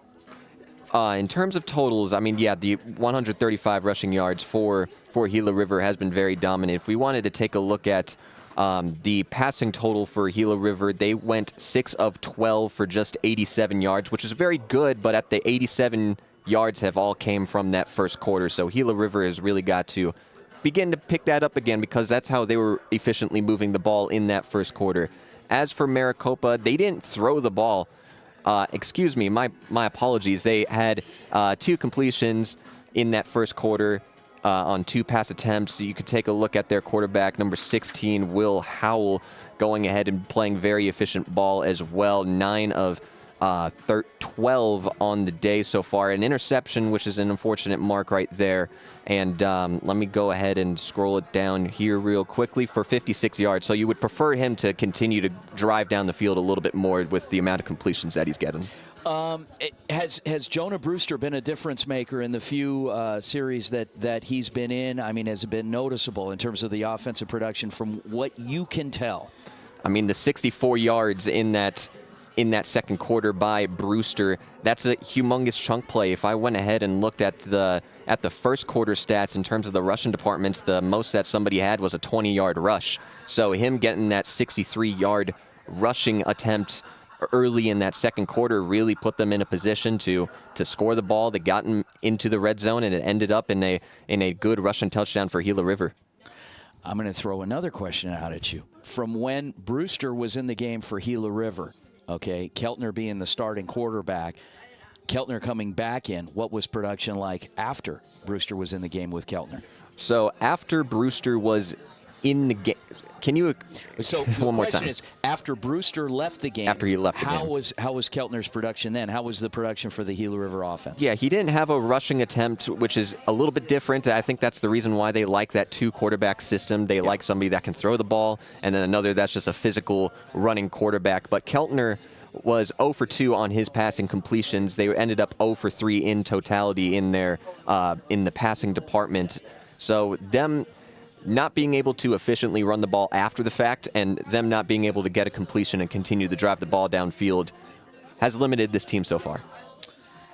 Doug, your opinion on adjustments made by Maricopa throughout this first half, maybe getting the feeling of the pulse of the game, how the flow, and then whatever adjustments, your thoughts? Yeah, I mean, Coach Madowski talked about Will Howell taking over at quarterback, and I think you could tell the first quarter he was kind of getting used to the team, getting in a rhythm. In that second quarter, they really started to hit stride. He was able to hit his receivers in space, got the ball to Kevon Clark in space, allowing him to make some plays, and then Howell using his legs as well to get productive movement down the field and really turning their offense around, and the defense coming up with some big stops. Obviously, the changing at quarterback for the Hawks had something to do with that as well. But regardless, the Mustangs defense stepping up and bringing this game tied now. Should make for a second half, guys. I got to say, I mean, this has been that and much more. I mean, did we see a tie? No, I did not see a tie. I honestly predicted one way or the other that somebody would have been leading at this point, and possibly in a big way, or somebody would have been scoreless, and the other team with some offensive production. So that being said, we sit at a tie. It is 14-14. Gila River Hawks hosting the Maricopa Mustangs tonight. It is halftime. Vince DeLisio joined by Douglas Santo, Ian Monhay on stats, and Julia Coyne on the sideline. Folks, enjoy halftime. We will be right back with second half action.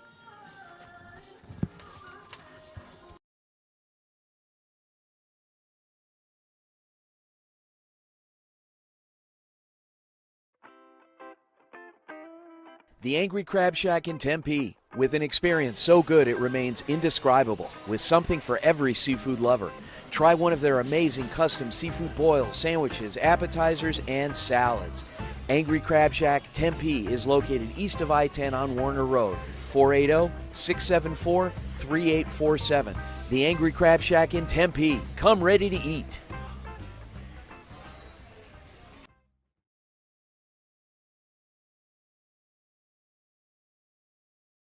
My name's Olivia Prickett, reporting to you from Arizona for the Varsity Sports Show, and I will be providing you with what to expect from ASU versus U of A women's volleyball on Wednesday. The Sun Devils have an action-packed October ahead of them, playing a total of 9 games. 2 of these games will be against their rivals, the Arizona Wildcats, and their first face-off will be on Wednesday, October 9th. As of October 1st, Arizona State has an overall record of 12 wins and 2 losses. They are also undefeated at home. Their win against number 22 ranked TCU was their 5th sweep in a row and the first win over a ranked team. The Devils are fired up and definitely know how to make a statement early on in the season.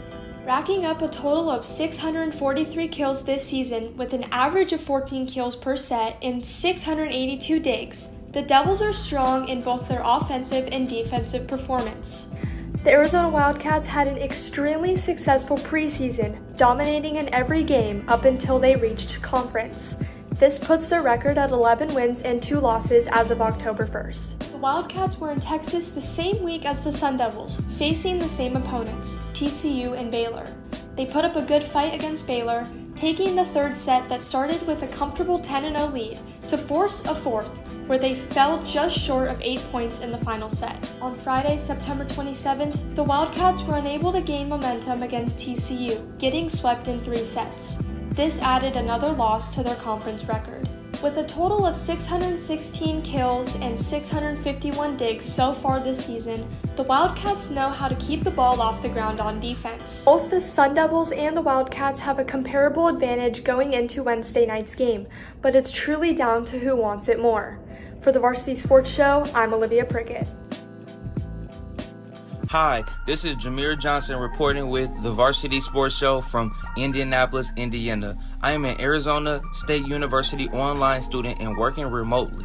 Although today we are going to preview the top high school football games that are going on this week. The number 3 ranked Warren Central Warriors will host a rivalry game against the number 13 ranked Carmel Greyhounds. This rivalry dates back to 1959, and Carmel leads and wins throughout history in this rivalry. This game will be a home game for Warren Central as they prepare to continue an undefeated season with a 6-0 record, while the Carmel Greyhound attempts to change their 3-3 record to 4-3. Also, in Indiana, there will be a matchup between the number 2 ranked Westfield Shamrocks versus the number 11 ranked Fishers Tigers. Fishers will be hosting the game at their field. Although their record is 4-2, the Fishers Tigers are 3-0 for their away games and 1-2 for their home games. The Fishers Tigers are averaging 203.8 passing and receiving yards per game. However, the Westfield Shamrocks are unfortunately coming into this game with a loss, but hope to continue a winning season by winning this game, which will make their record 6-1 if they are able to do so. Then we have the number 1 ranked high school football team in Indiana, the Brownsburg Bulldogs, who will play the Noblesville Millers. The Noblesville Millers are averaging 282.5 rushing yards per game, but the Bulldogs will have the momentum because they will be hosting this game and they will attempt to further their 6-0 record with another win. This has been Jameer Johnson with the Varsity Sports Show reporting from Indianapolis. See ya.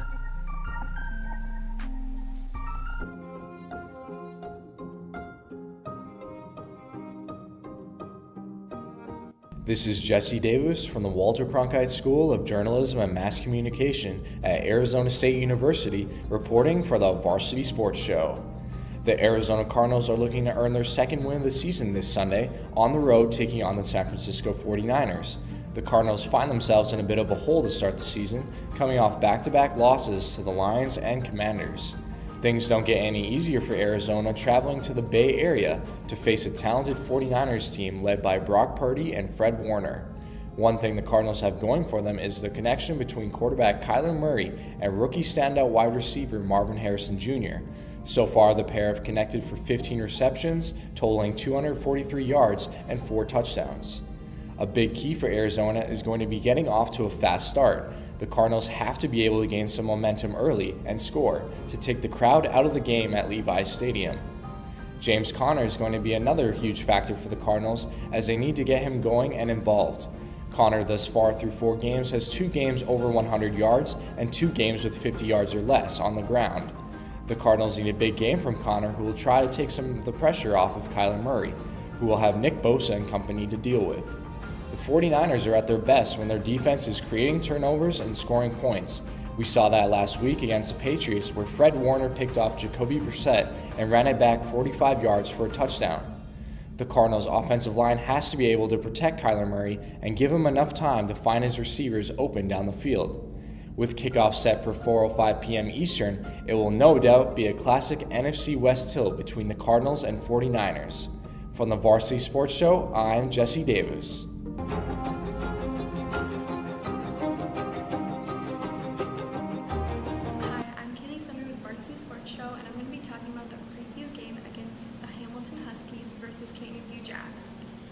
So this year, the Huskies are going to be hosting the game while Canyon View goes there.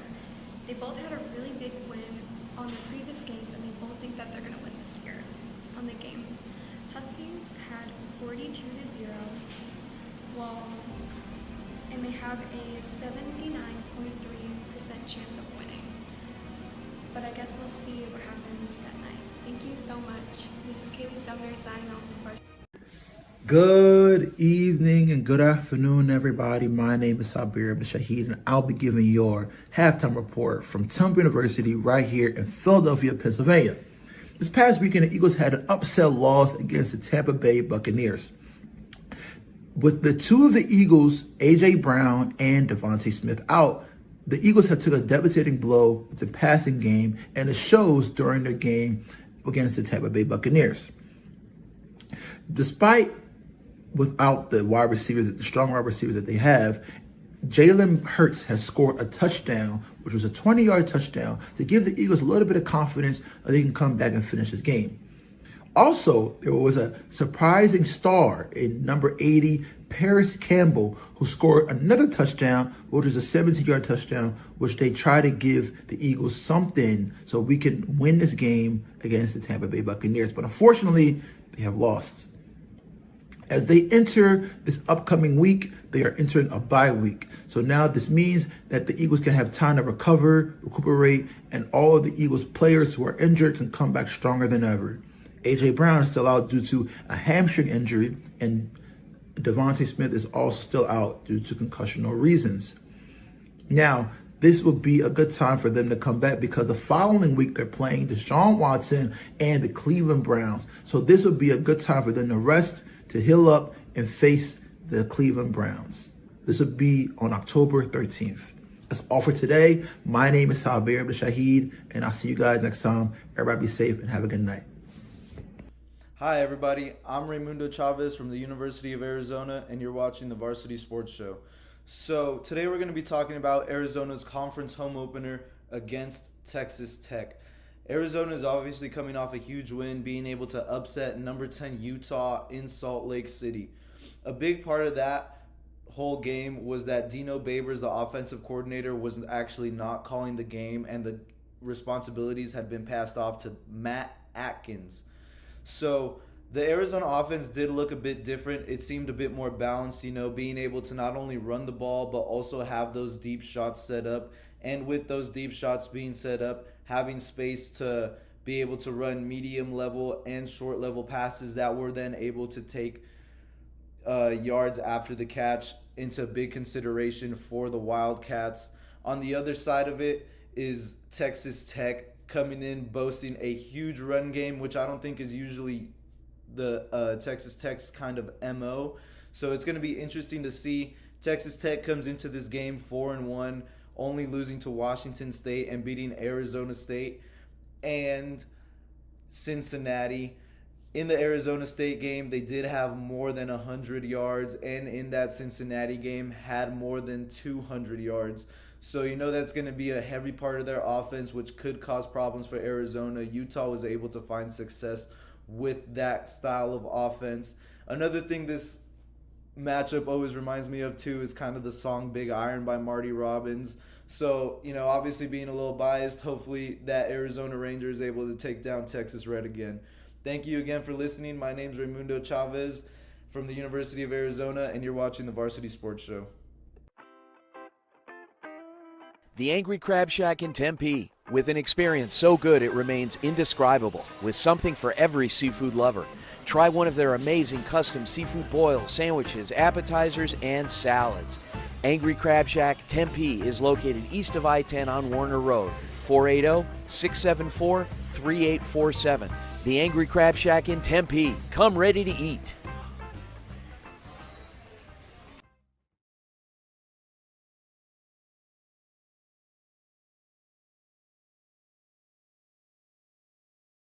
My name's Olivia Prickett, reporting to you from Arizona for the Varsity Sports Show, and I will be providing you with what to expect from ASU versus U of A women's volleyball on Wednesday.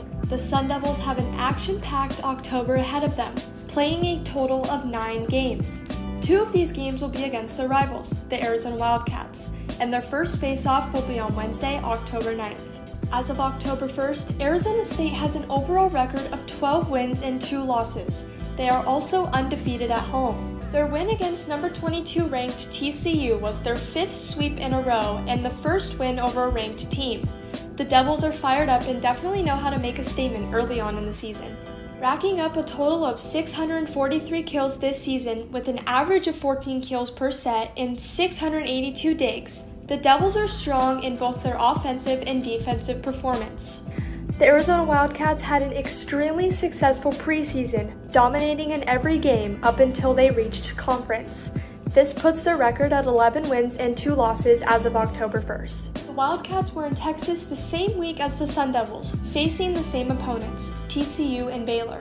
They put up a good fight against Baylor, taking the third set that started with a comfortable 10-0 lead to force a fourth, where they fell just short of 8 points in the final set. On Friday, September 27th, the Wildcats were unable to gain momentum against TCU, getting swept in 3 sets. This added another loss to their conference record. With a total of 616 kills and 651 digs so far this season, the Wildcats know how to keep the ball off the ground on defense. Both the Sun Devils and the Wildcats have a comparable advantage going into Wednesday night's game, but it's truly down to who wants it more. For the Varsity Sports Show, I'm Olivia Prickett. Hi, this is Jameer Johnson reporting with the Varsity Sports Show from Indianapolis, Indiana. I am an Arizona State University online student and working remotely. Although today we are going to preview the top high school football games that are going on this week. The number 3 ranked Warren Central Warriors will host a rivalry game against the number 13 ranked Carmel Greyhounds. This rivalry dates back to 1959, and Carmel leads and wins throughout history in this rivalry. This game will be a home game for Warren Central as they prepare to continue an undefeated season with a 6-0 record, while the Carmel Greyhound attempts to change their 3-3 record to 4-3. Also, in Indiana, there will be a matchup between the number 2 ranked Westfield Shamrocks versus the number 11 ranked Fishers Tigers. Fishers will be hosting the game at their field. Although their record is 4-2, the Fishers Tigers are 3-0 for their away games and 1-2 for their home games. The Fishers Tigers are averaging 203.8 passing and receiving yards per game. However, the Westfield Shamrocks are unfortunately coming into this game with a loss, but hope to continue a winning season by winning this game, which will make their record 6-1 if they are able to do so. Then we have the #1 ranked high school football team in Indiana, the Brownsburg Bulldogs, who will play the Noblesville Millers. The Noblesville Millers are averaging 282.5 rushing yards per game, but the Bulldogs will have the momentum because they will be hosting this game and they will attempt to further their 6-0 record with another win. This has been Jameer Johnson with the Varsity Sports Show reporting from Indianapolis. See ya.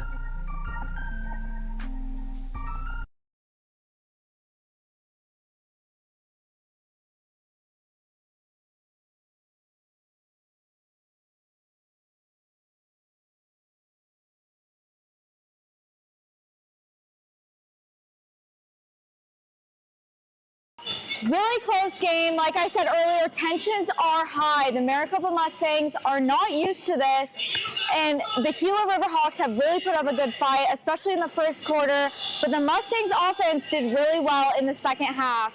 Back up to you guys. Thanks, Julia. And, you know, there's just so many things have been up in the air tonight. I mean, we're seeing some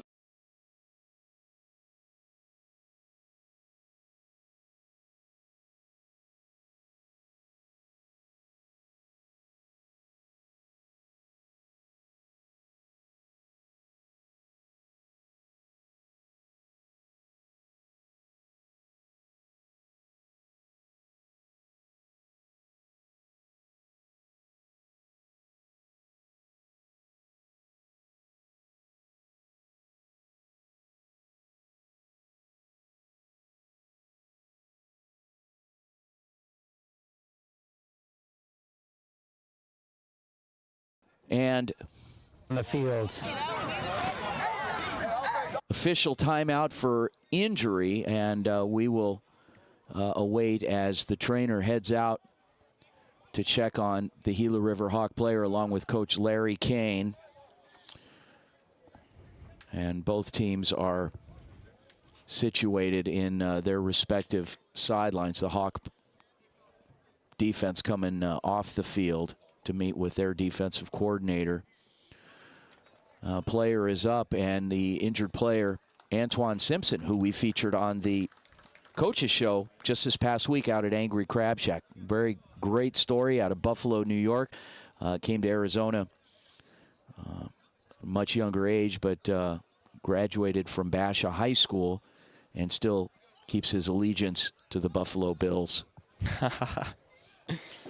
It's funny, I was looking at Antoine Simpson earlier today, and I was looking at where his hometown was, and I was actually born in Buffalo. Really? Okay. Yeah, I thought that was cool, and I still, the Bills are not my first NFL team, but I have still feel affiliation to them, and obviously Bills Mafia is quite the fun fan base. Yeah, well, with a name like Bills Mafia, they sound like a fun bunch. 14-19, and clock continues to run here in the third quarter. Will Howell, the quarterback, shotgun formation, trip set for Maricopa. Clark in the backfield. Howell back to pass. Howell sprints to his right, tucks and runs. Tackled on the play, wrapped up by Jared Williams. I am just amazed with the number of two-way players in this game and doing a great job at that. Yeah, talk about it. Jared Williams, that's got to be his at least third tackle tonight and probably his second tackle for a loss.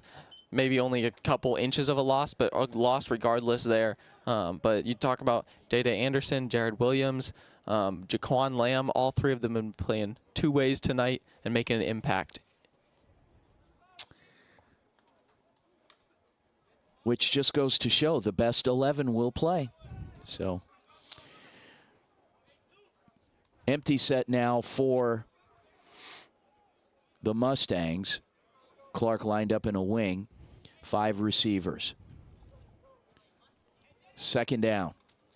Howell completes, finds Clark. Clark heads up the sideline before finally being pushed out of bounds by Williams. And looks to be a gain of 6. And Williams ran over the defender there. Was able to push him out of bounds, but big hit regardless. And another nice positive gain there, getting the ball in playmaker's hands, and Clark sets up a 3rd and medium here. A big 3rd down on both sides. The Hawks, you've got a chance to potentially get off the field or force a long field goal. And for Maricopa, first big 3rd down of the second half as you're trying to get points on the board and take your first lead of the game. 3rd and 5 for the Mustangs. 2-by-2 set, 4 receivers out wide. Clark in the backfield offset. And as we await the snap, Howell back to pass. Howell evading defenders on the screen, finds Clark. Clark, who's brought down immediately. Heady play by the Hawk defense. Kaneen Neal. And a flag. Now as the officials sort this out. It looked like that was another personal foul, unnecessary roughness after the play. It'll just be determining who it was on. Okay, well, we'll send it down to the lead official as soon as he confirms who the offender is here and what exactly the penalty. And another flag comes in. And there's another flag on the play. It's like an episode of Oprah here. Another gift and another. All right. Here we go. The officials back huddled together. Jared Williams trying to plead his case down there as well. And the official, the side judge known affectionately as George. That's truly his name, though. That's actually his name. He said, "My name's George." He's our liaison on the sideline for the TV timeouts. Doing a great job, by the way. So, all right, here we go. We have multiple penalties on the play. After the play, unsportsmanlike conduct, number 58, taunting. After the play, unsportsmanlike conduct, number 7, language, offense. Those penalties will offset. Result is still 3rd down. Well, hats off to the officials for trying to keep control of this game. So you have taunting on one side, you have language on the other side. Yeah, and we saw that second penalty come out as the officials were discussing what that penalty was, which leads you to think that that was not initially a penalty on the play. So Maricopa would have gotten an automatic 1st down because of that personal foul penalty. And them... That is correction. The penalty for unsportsmanlike conduct was number 77 on the offense. Okay, so that goes against the Mustangs. So they would have actually, if they just not done anything in retaliation, they would have ended up with an automatic 1st down there. Instead, looks like we're staring at 3rd and 12 for the Mustangs. With a 3rd and 12. Goodness. Which I believe it was 3rd down on the previous play.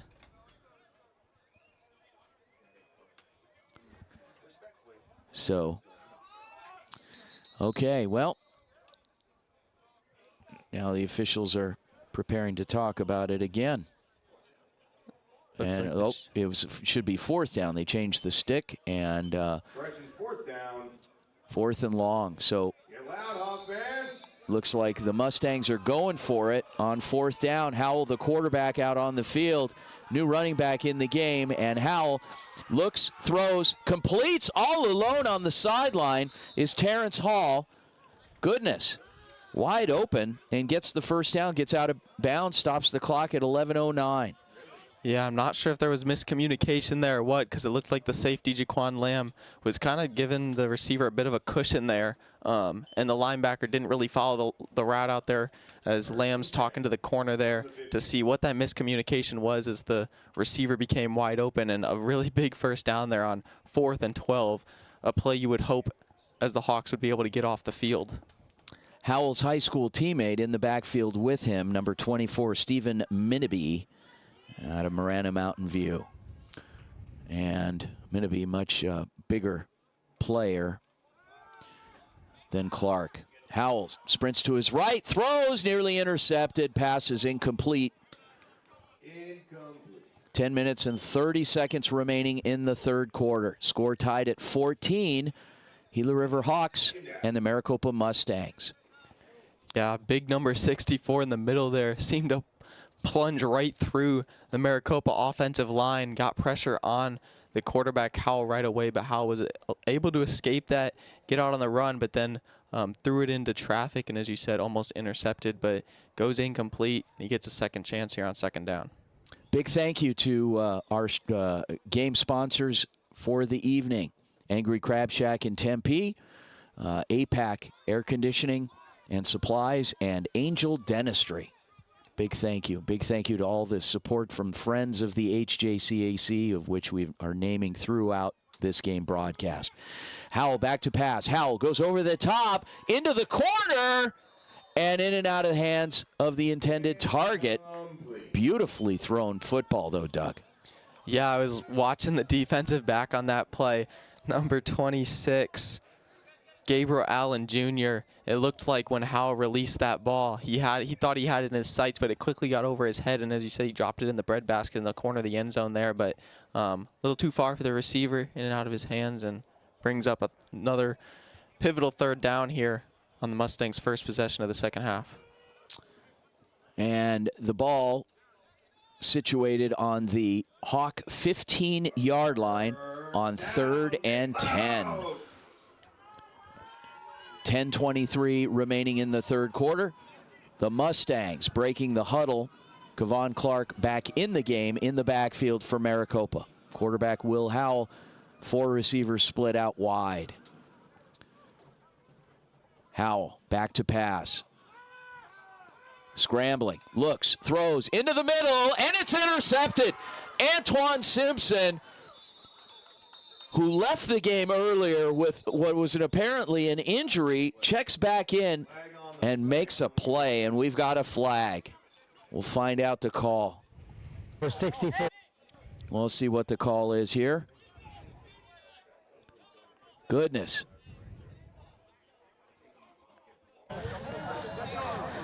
Got a personal foul, roughing the passer.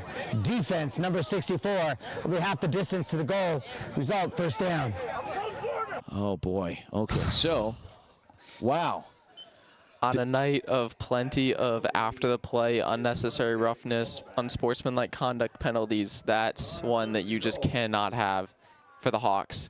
You've got the interception, you've got the stop on third down, and you hit the quarterback late, and now it resets the play for Maricopa, and the Mustangs now have it inside the 10-yard line, 1st and goal. We can't diminish the play, in particular by Antoine Simpson on that amazing interception, but it gets negated on a penalty. And the Mustangs will have it 1st and goal from the 6. Howell hands off to Clark. Kevon Clark scrambles, weaves his way around, finally settling out of bounds right about the 3-yard line. Goodness. Nice run there, hopping around a couple defenders, able to pick up a few yards there on first down to get a little bit closer for second down here. Wow. Tough situation. Would have clearly ended one drive, started another, and now we've got the Maricopa Mustangs in scoring position from the 3 on second down.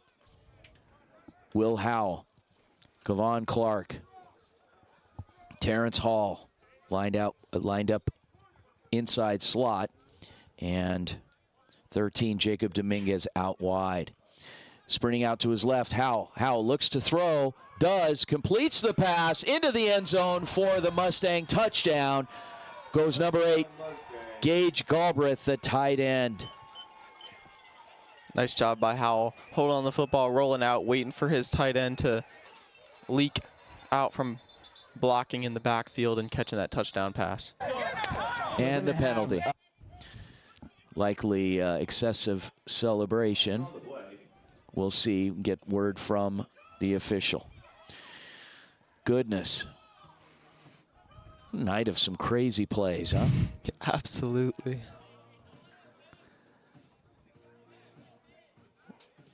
As you said, you would imagine this penalty came after the play, so I feel like we've had a lot of those tonight.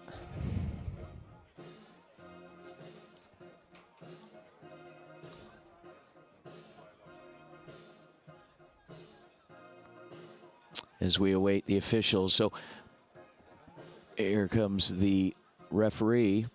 And folks, want to point out tonight, this is the only game going on aside from one other. We have offsetting penalties. Okay.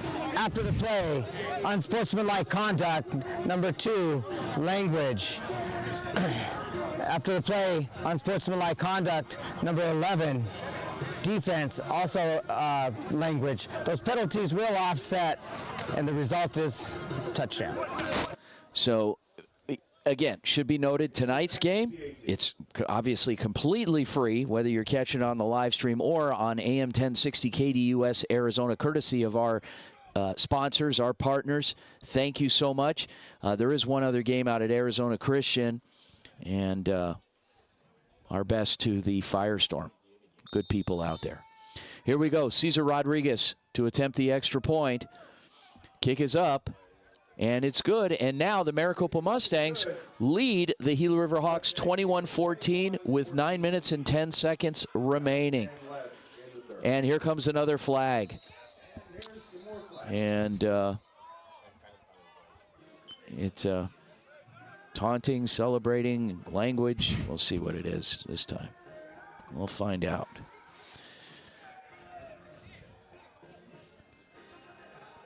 As the officials talk it over.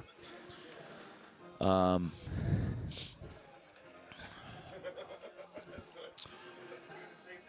we're waiting, it looks like he's ready to start talking here. So let's go to the official. Okay. Maybe not. Yep. He walks a little bit and then he turns our way. He's very good of a referee, by the way.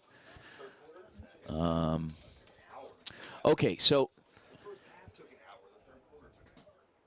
the teams appear to be lining up, getting ready to. Are we not going to have a call then? Was it the flag waved off? It looks like it may have been. So, okay. Well, all right. We've seen it all tonight. We have. We've definitely seen it all tonight as Rodriguez prepares, readies the kickoff. And, well, it looks like the yardage is being marched off here on the kickoff. So Maricopa will be kicking from the Hawk 45-yard line. So you talk about a shorter field. And this one, if it is his intent, this is going to likely sail into the end zone here for Cesar Rodriguez, the Maricopa kicker. And deep to receive for the Hawks, 21, Jaquan Lamb. Rodriguez's kick, booming kick, will go into the end zone, and as expected, we'll have the touchback, and the Hawks will have it 1st and 10. 9 minutes and 10 seconds remaining in the third quarter. Doug, thoughts? I mean, if you're the Hawks, you need to get something going on offense here. A big play in the end zone there, as we talked about. Antoine Simpson coming up with the interception, but it being negated by the roughing the passer.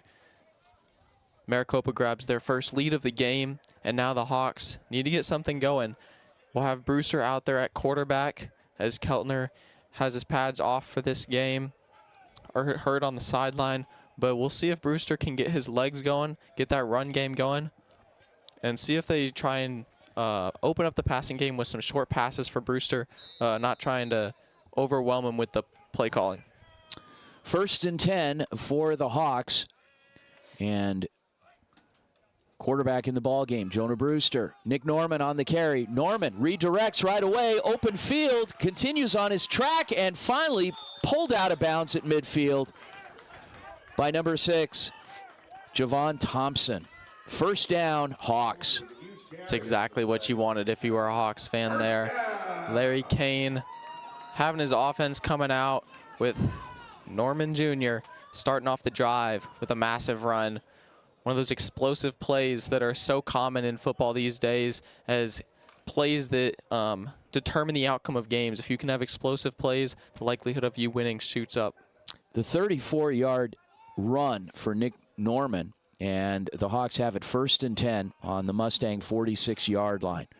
Brewster, split backs in the backfield for the Hawks. Brewster back to pass. Brewster delivers a pass, overthrows Harvey on the sideline, and it'll be 2nd and 10. And those are the simple passes that Brewster's going to have to hit in this half if the Hawks want to come back and win this game. That was a simple 8-yard stick route where his receiver, Harvey, was standing there ready for the ball, nobody around him, and overshoots him a bit, and that ball goes incomplete. We'll see if Brewster can work on that accuracy throughout the second half. 2nd and 10. Hawks. Jonah Brewster joined in the backfield by Nick Norman and number 3, Jared Williams. Receivers lined up wide for the Hawks. And Williams with the call this time, sprinting to his left around the corner, gets the first down and then some before being upended by number 11, Stanford. 1st and 10, Hawks. Another strong outside run by Hawks running back. First it was Norman, now it's Williams. And on those outside zones, you see the receivers. You see Isaac Robles, Chris Harvey, Anthony Jackson. You see them blocking out on the perimeter, and that's what makes those runs so successful, is having receivers that can not only catch the ball, but can be blocking downfield and have success with it. 1st and 10, Gila River. Ball on the 29-yard line of Maricopa. And this formula, this set, this formation is working for them. Split backs in the backfield. Brewster back to pass. Brewster steps, throws over the top. A lofty toss ends up beyond the outstretched arms of Isaac Robles. Yeah, and Robles had a step on his receiver. It would have had to be a really strong throw to him, and Brewster just overshoots him. But those are the plays that they didn't connect on, but they're going to need to continue to try to open up the field, take those deep shots, make the Mustangs know that they're a threat to go deep so that they can't just stack the box against this run game. 2nd and 10 for the Hawks. 7:18 remaining in the third quarter. Mustangs lead the Hawks 21-14. Hawks driving. Ball on the Mustang 29-yard line. Brewster, here come the Mustangs. Brewster sprints out to his right. That's run all the way, folks. Gains 2 yards on the play. And someone went a-flying along the perimeter. Yep, there's the flag. Here we go. So, once again, officials doing a good job keeping somewhat of control of this game tonight. And 7:07 remaining in the quarter.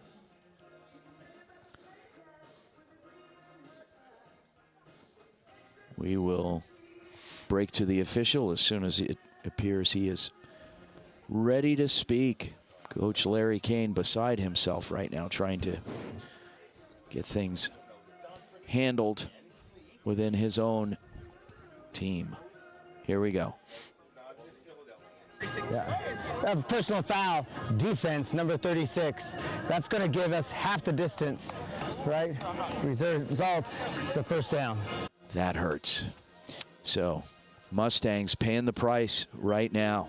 Yeah, and we saw the big unnecessary roughness penalty, the roughing the passer on the opposite side of the field. Now, after the play, unnecessary roughness, and once again, setting the Hawks up now with a first down.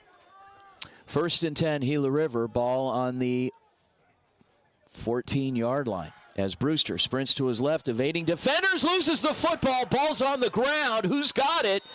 Who's got it? The Mustangs. Mustangs with the fumble recovery.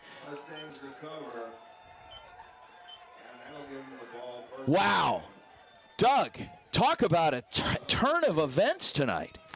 If there's one way to erase a stupid penalty, it's by getting a defensive turnover on the next play. And I believe it was Anthony Ruiz, the guy we've been talking about all night on that defense for the Mustangs, who came up with the football. Jonah Brewster trying to escape trouble there, but wasn't able to protect the ball. Got sacked on the way to the ball, on the way to the ground. The ball popping out, and Anthony Ruiz popping on it for the Mustangs. And now, with a 7-point lead, they've got a chance to add on to that lead. We're going to send it down to the sideline with our very own Julia Coyne. Julia, take it away. You know, the Hawks are really putting up a good fight. It's just been a struggle all game with the turnovers both ways on both teams. It's really been tough for them. I mean, in the end zone turnover, it's been really tough, like I said. But hopefully the Hawks can turn it around right here, and same for the Mustangs, and see what can happen. Back to you guys. Timeout Mustangs. Thanks, Julia. Wow. So the Mustangs call a timeout here with 6:49 remaining in the third quarter. And amazing turn of events tonight. The Hawks, they're playing. They've had opportunities, and it's been a series of misfortunes, and yet they are still in this game.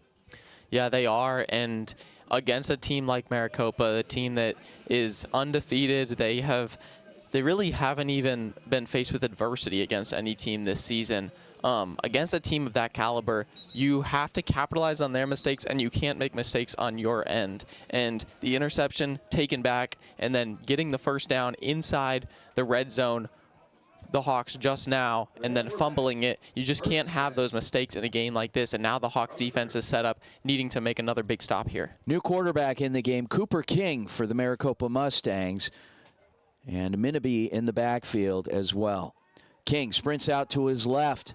King looks to throw, does the southpaw over the top, overthrows the intended target. It appeared to be number 12, Mateen Strong. Yeah, and King rolling out to the left side there. As you said, the southpaw just overshooting his receiver downfield. The receiver had a step, but that's a tough throw to make on the run. Oh, goodness, isn't it? And Cooper King in his second year, we've seen a lot of Cooper over the last couple of years out of Sandra Day O'Connor High School, a Valley native. 2nd and 10, King. Receiver split out wide for the Mustangs. Rovell Smith and Mateen Strong on either side. King, the give. Gives to Minabe. Minabe building up a head of steam finally. Tackled, looks to be about a 7-yard gain for Stephen Minabe. Yeah, Minabe finding the hole there.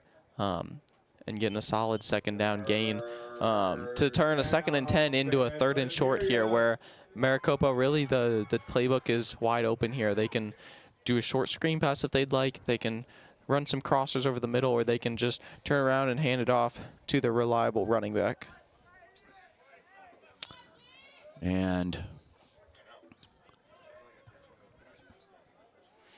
on 3rd down, Cooper King back, and the give to Minabe along the left side this time. Breaks through the line of scrimmage, has enough for the 1st down. And at 5 minutes and 41 seconds,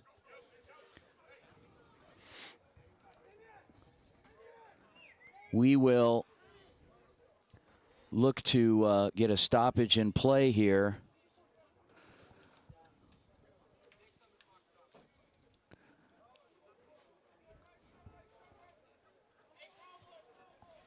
After this play, and it'll be 1st and 10 Mustangs. King back to pass. King scans the field, sprints to his left, looks, wants to throw, can't, and gets out of bounds at 5:02. And with that, we are going to take, clock continues to move, and we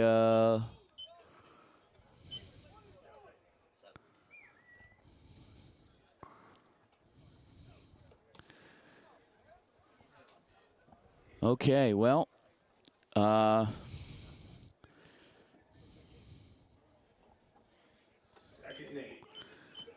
right, on 2nd and 8, 4:27. And with that, we've got a penalty. We'll hear from the official. Prior to the snap, false start. Offense, number 65. The 5-yard penalty, still second down.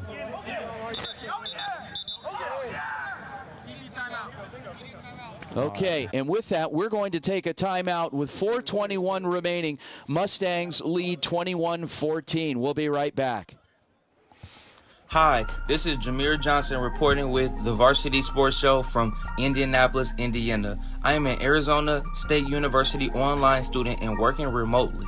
Although today we are going to preview the top high school football games that are going on this week. The number 3 ranked Warren Central Warriors will host a rivalry game against the number 13 ranked Carmel Greyhounds. This rivalry dates back to 1959, and Carmel leads and wins throughout history in this rivalry. This game will be a home game for Warren Central as they prepare to continue an undefeated season with a 6-0 record, while the Carmel Greyhound attempts to change their 3-3 record to 4-3. Also, in Indiana, there will be a matchup between the number 2 ranked Westfield Shamrocks versus the number 11 ranked Fishers Tigers. Fishers will be hosting the game at their field.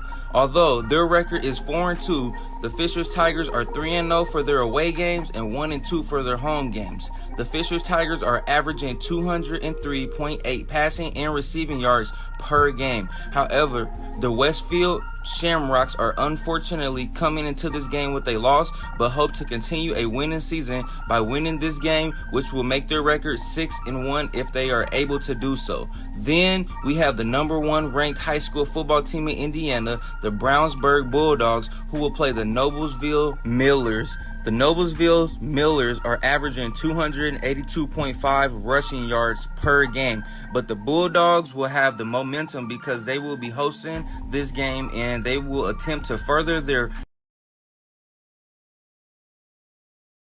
HJCAC Game of the Week here on KDUS AM 1060 Arizona. Vince DeLisio, and back to pass. Cooper King for the Maricopa Mustangs keeps, runs, gets the first down, and steps out of bounds with 4 minutes and 13 seconds remaining in the third quarter with a 7-point lead. The Mustangs lead the Hawks 21-14 after the 15-yard run by quarterback Cooper King.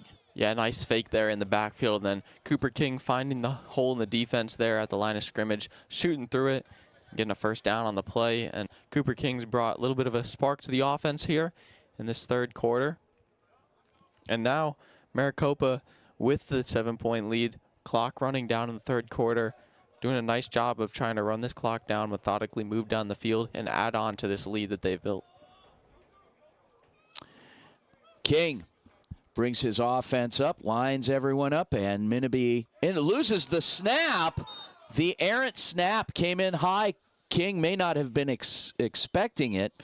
And clock continues to move with 3 minutes and 15 seconds remaining.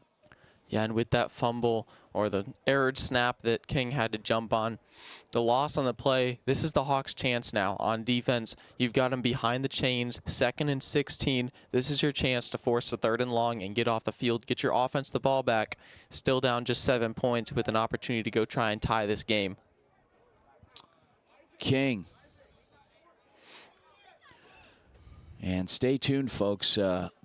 Clock is showing 2 minutes and 40 seconds. King on the boot, and the ball in and out of the hands of the intended target, and tight end number 8, Gage Galbraith. Yeah, and looked like Galbraith may have tried to look upfield before he secured that catch. Wasn't able to come down with it as Jared Williams was eyeing him on the way to make the tackle, but Galbraith unable to hang on. And now the Hawks have their chance. 3rd and long. Here's their chance to get off the field and get their offense the ball back. 3rd and 16 for the Mustangs. 2 minutes and 37 seconds remaining in the third quarter, clinging to a 7-point lead, 21-14 over the Gila River Hawks. Quarterback Cooper King. Receiver split out wide. Stephen Minabe in the backfield. King back to pass. King sprints to his left, searches, throws, goes over the top, and pass is incomplete. Fourth down. Goodness. Looked like that was just through the receiver's hands. It looked like King put it where he needed to put it, but just through the hands of the receiver. Couldn't tell if it was just outside of his outstretched arms or if it went through his hands, but the incompletion in the end zone, and the Hawks should be able to get off the field now. We've got a flag down. We'll find out what the call is here as the officials are huddled, and now lead official making his way in our direction. After the play, personal foul, offense, number 74. We have 5-yard or 15-yard penalty and 4th down. Goodness, the personal foul. I got to imagine film session tomorrow morning is not going to be fun. Yeah, I feel like we've had a lot of personal foul, unnecessary roughness, unsportsmanlike conduct, those discipline penalties on the Mustangs tonight. And from our pregame interaction with Coach Madosky, I get the feeling he's a no-nonsense guy. Now, I would imagine these penalties are not making him happy. No. Yeah, Coach Madosky is very, very serious, takes all of this very seriously when it comes to discipline and maintaining composure. Bit of a high snap on the punt, finally getting off, and we'll take a Mustang bounce. The Hawk player tries to field the return. I did not understand. It looked like it was just going to get downed, but anyway, Lamb comes up, tries to advance, gains a yard on the return, and the Hawks will have it 1st and 10 on their own 40-yard line. 2 minutes and 17 seconds remaining in the 3rd quarter. Stay tuned, folks. When we end the quarter here, we're going to transition over to our very own Ian Monhay, the guru of all things statistics tonight, and he'll give us another report, and we can probably draw some predictions based off of what we've seen the past quarter of play. Hawks will have it 1st and 10. Quarterback Jonah Brewster and Nick Norman in the backfield. Trip set for Gila River. Mustangs showing edge blitz. Ruiz and Norman with the carry. Norman skirts his way to the outside and finally tackled, brought down on the play by number 20, Xavier Smith. Yeah, and you mentioned the blitz coming off the edge. Norman was able to slip through that hole just in time to get away from those blitzers and then bounce that outside and get upfield for a nice, solid 8-yard positive gain on 1st down. I'll say. And clock continues to move. 1 minute and 40 seconds remaining in the 3rd quarter. Jared Williams, Nick Norman in the backfield. Jonah Brewster, the quarterback. Williams with the call this time. Stutter steps to the outside, gets the 1st down and then some. Stopped on the play, on the corner. Looking for a jersey number. And looks like 36 was in on the stop for Maricopa. Correction. It was, forgive me, folks, that was number 25. It was Penniman. Yeah, and Penniman on the stop, but Jared Williams, another solid run, and the Hawks have really developed a solid 1-2 punch with Norman Jr. and Williams out there at the running back position, switching off between the two, a little bit of change of style running backs, one with speed, one with power, moving the ball down the field. 1st and 10, Hawks, split backs in the backfield. Brewster, back to pass. Brewster goes over the top to the lone receiver. And no flags on the play. The intended target, Anthony Jackson. Nope, there is a flag, forgive me, in another part of the field. We'll see what the call is here shortly. And I've got to think that's going to be pass interference. From where it was thrown, you think? It looked to be a little lower. Nope, got waved off by the official. the fans going after the officials tonight. And Coach Kane expressing his displeasure at no pass interference call, but we shall see. That was the second one we've seen where the ball was underthrown. Yeah. Jackson tries to come back to the ball, and the defender is draped all over him, preventing him from getting to the ball, but no flag. You wonder. And again, hats off to these officials for allowing the kids to play, or these young men to play. But, yeah, little uncertain here as anyway. Jonah Brewster gets the play, comes back into the huddle, breaks the huddle. Defense of the Mustangs lined up ready to go. With a 2nd and 10 here. And 45-yard line, 44-yard line. Brewster, 3 receivers lined up out wide, 2 backs in the backfield. They give to Norman. Norman tries to get out to the corner, being pulled down from behind by a host of Mustangs. And 25, once again, Penniman in on the stop. Yeah, nice play by Penniman along with Seth Goldberg out there. Really a rally of Mustang defenders bringing down Norman in the backfield, but they hit him about 5 yards deep, and Norman was able to keep those legs churning to make it as minimal loss as possible. But now this brings up a big 3rd down.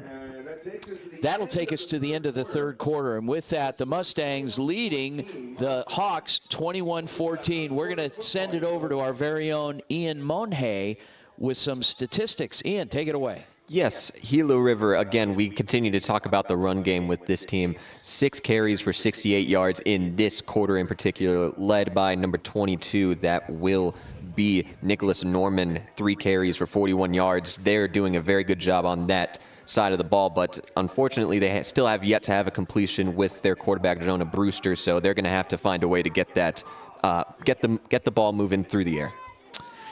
Ian, in terms of the other side of the field, the Mustangs' productivity on offense.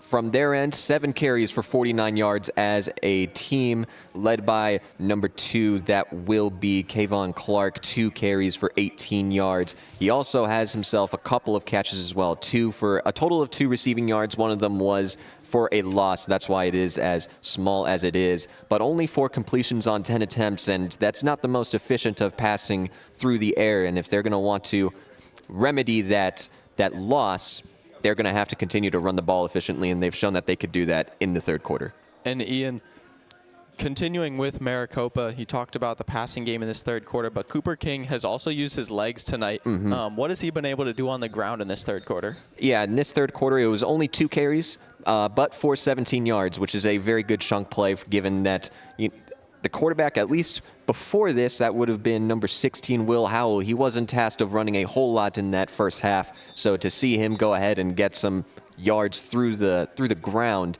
is a nice change of pace for this squad. Awesome. Thank you so much, Ian. Nice work, and looking forward to hearing more as we wind the game down here, starting the 4th quarter. And the Gila River Hawks find themselves at a 7-point deficit to the Maricopa Mustangs. Mustangs lead 21-14, start of the 4th quarter. Hawks have it 3rd and 10 on the Mustang 45-yard line.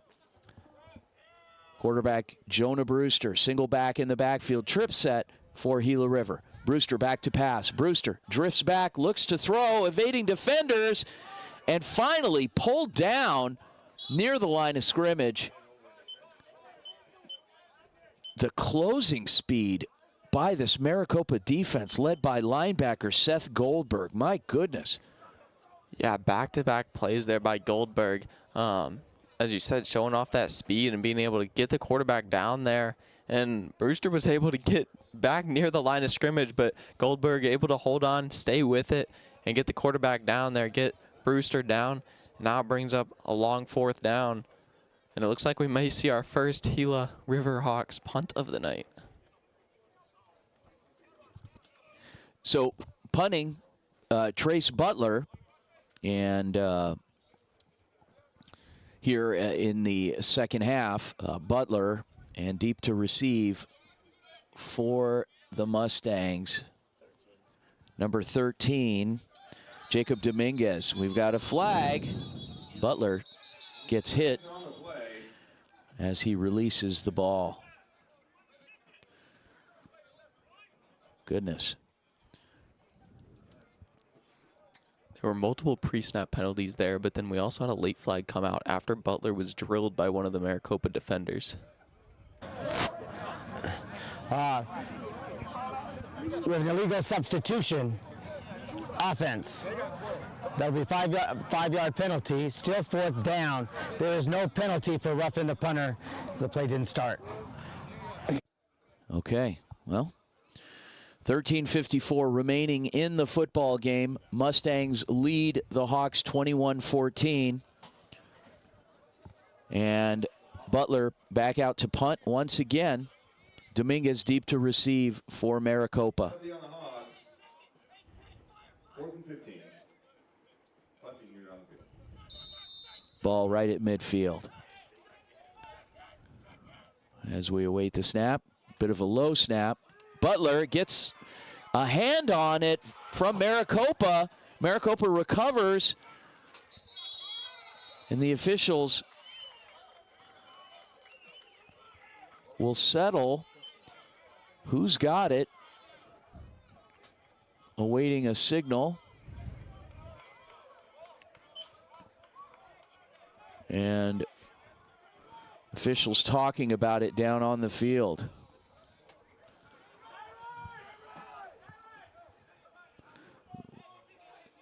A little confusing here. We're awaiting confirmation that the Mustangs do indeed have possession of the football. And it appears so. And the Mustangs did come up with that one. Okay, so And they have 1st and 10. Mustangs will have it 1st and 10, ball inside their own 40-yard line, call it the 37. And quarterback for the Mustangs, Cooper King. Receiver split out wide. Minnaby in the backfield. Stephen Minnaby, the running back. King under center. King loses the snap. Minnaby picks it up and forges ahead. Might have gained 2 yards on the broken play. Yeah, nice job there by Minnaby of Officials timeout. Number 3 must come off for 1 play. Okay, so Jared Williams coming off the field for Gila River. Not sure if he lost his helmet or what happened, but seems to be favoring his arm a little bit. Looks okay, though. Interesting enough, Jared Williams comes off for this play, and his running back partner, Norman Jr., goes on to play some defense while he comes out. There you go. This is definitely Iron Man football here. So, league doing a good job recruiting the absolute best players. And King with the football and the give off to Clark. Kevon Clark rushes upfield following his line and finally finds a lane, gets the 1st down off the nice gain. Looks to be about a 20-yard gain. Yeah, and he really just followed his blockers there. Nice work by the offensive line to open up room for him and then follow his blockers downfield until the Hawks were able to rally around and bring him down.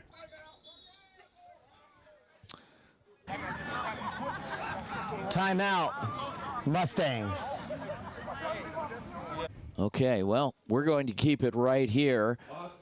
And interesting.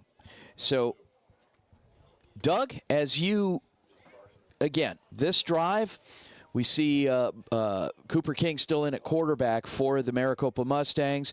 Nice variation in the backfield as King looks to try and spread the ball around a little bit, but he's always got his reliable running back in Kevon Clark. How do you see the drive continue to develop here with 12 minutes and 15 seconds remaining? Yeah, I think the Mustangs are going to continue to try and keep the ball on the ground. Maybe some short intermediate passes, but trying to keep that clock running, keep it churning as we're into the 4th quarter now. You've got a lead. You're in plus territory now, into Hawks territory. So you want to continue to run the ball, methodically move down the field, and churn as much of this clock out as possible. All right, as the teams come back out onto the field, The offense led by quarterback Cooper King. Maricopa Mustangs, his backfield mate, Kevon Clark. And some more confusion here. Officials timeout. Okay, another officials timeout. So they are getting someone else off the field here. Looks like 21, Jaquan Lamb of the Hawks. Not sure what's going on. It looks like he's walking to the wrong side of the field. And the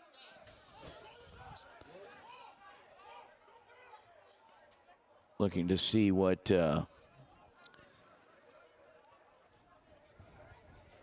Lamb is leaving the stadium, so may have had a disagreement and opted to leave the game. Coach Kane having a bit of a disciplinary discussion with Lamb as Lamb is leaving the field, and officials want to restart the game here with 12 minutes and 15 seconds remaining.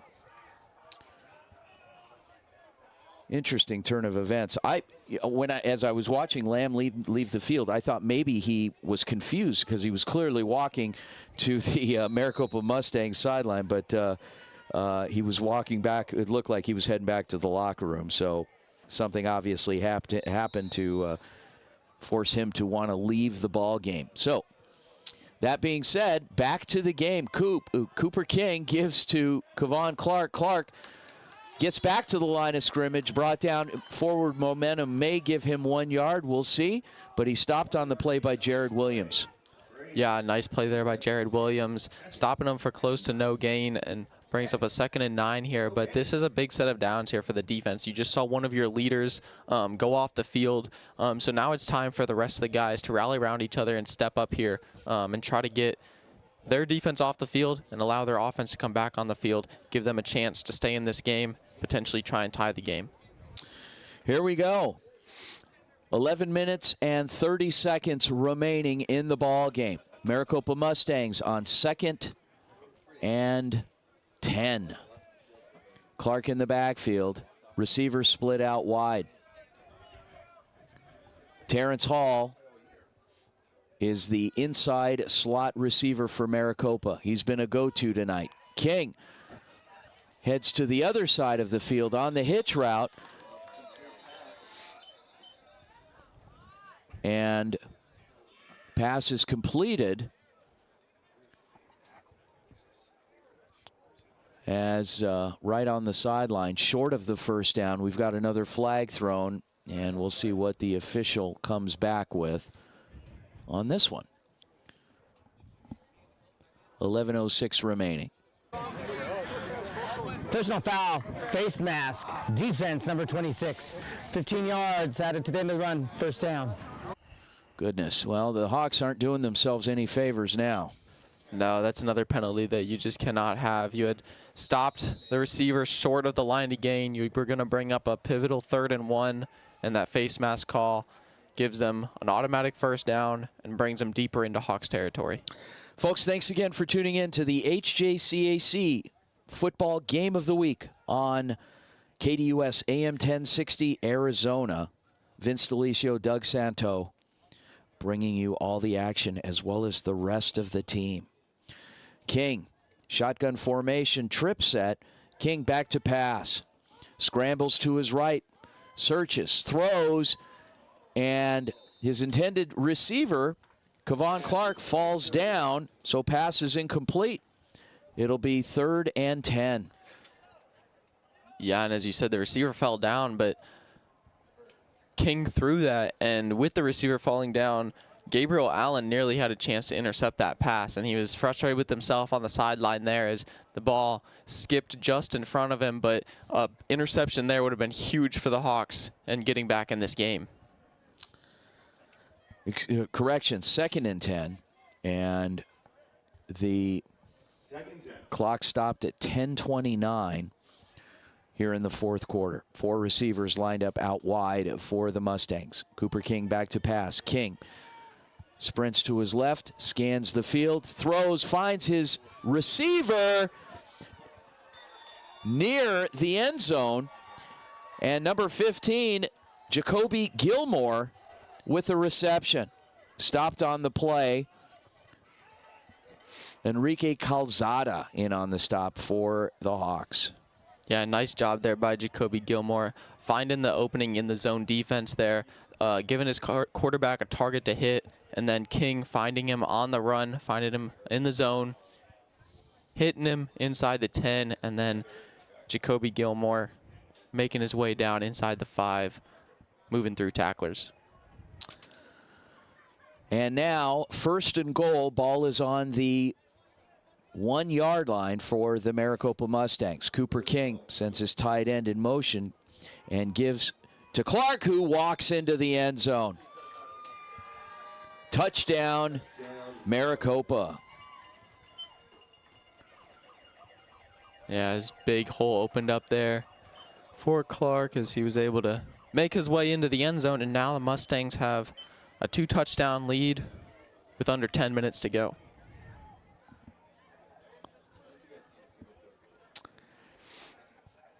Great efficient use of the clock by Maricopa in mixing up a little bit of pass and a lot of run as they drive down the field and punch it in. 9 minutes and 25 seconds remaining. Cesar Rodriguez, the kicker for the Mustangs. And the extra point attempt is up and good. And the Mustangs increase their lead 28-14 with 9:25 remaining.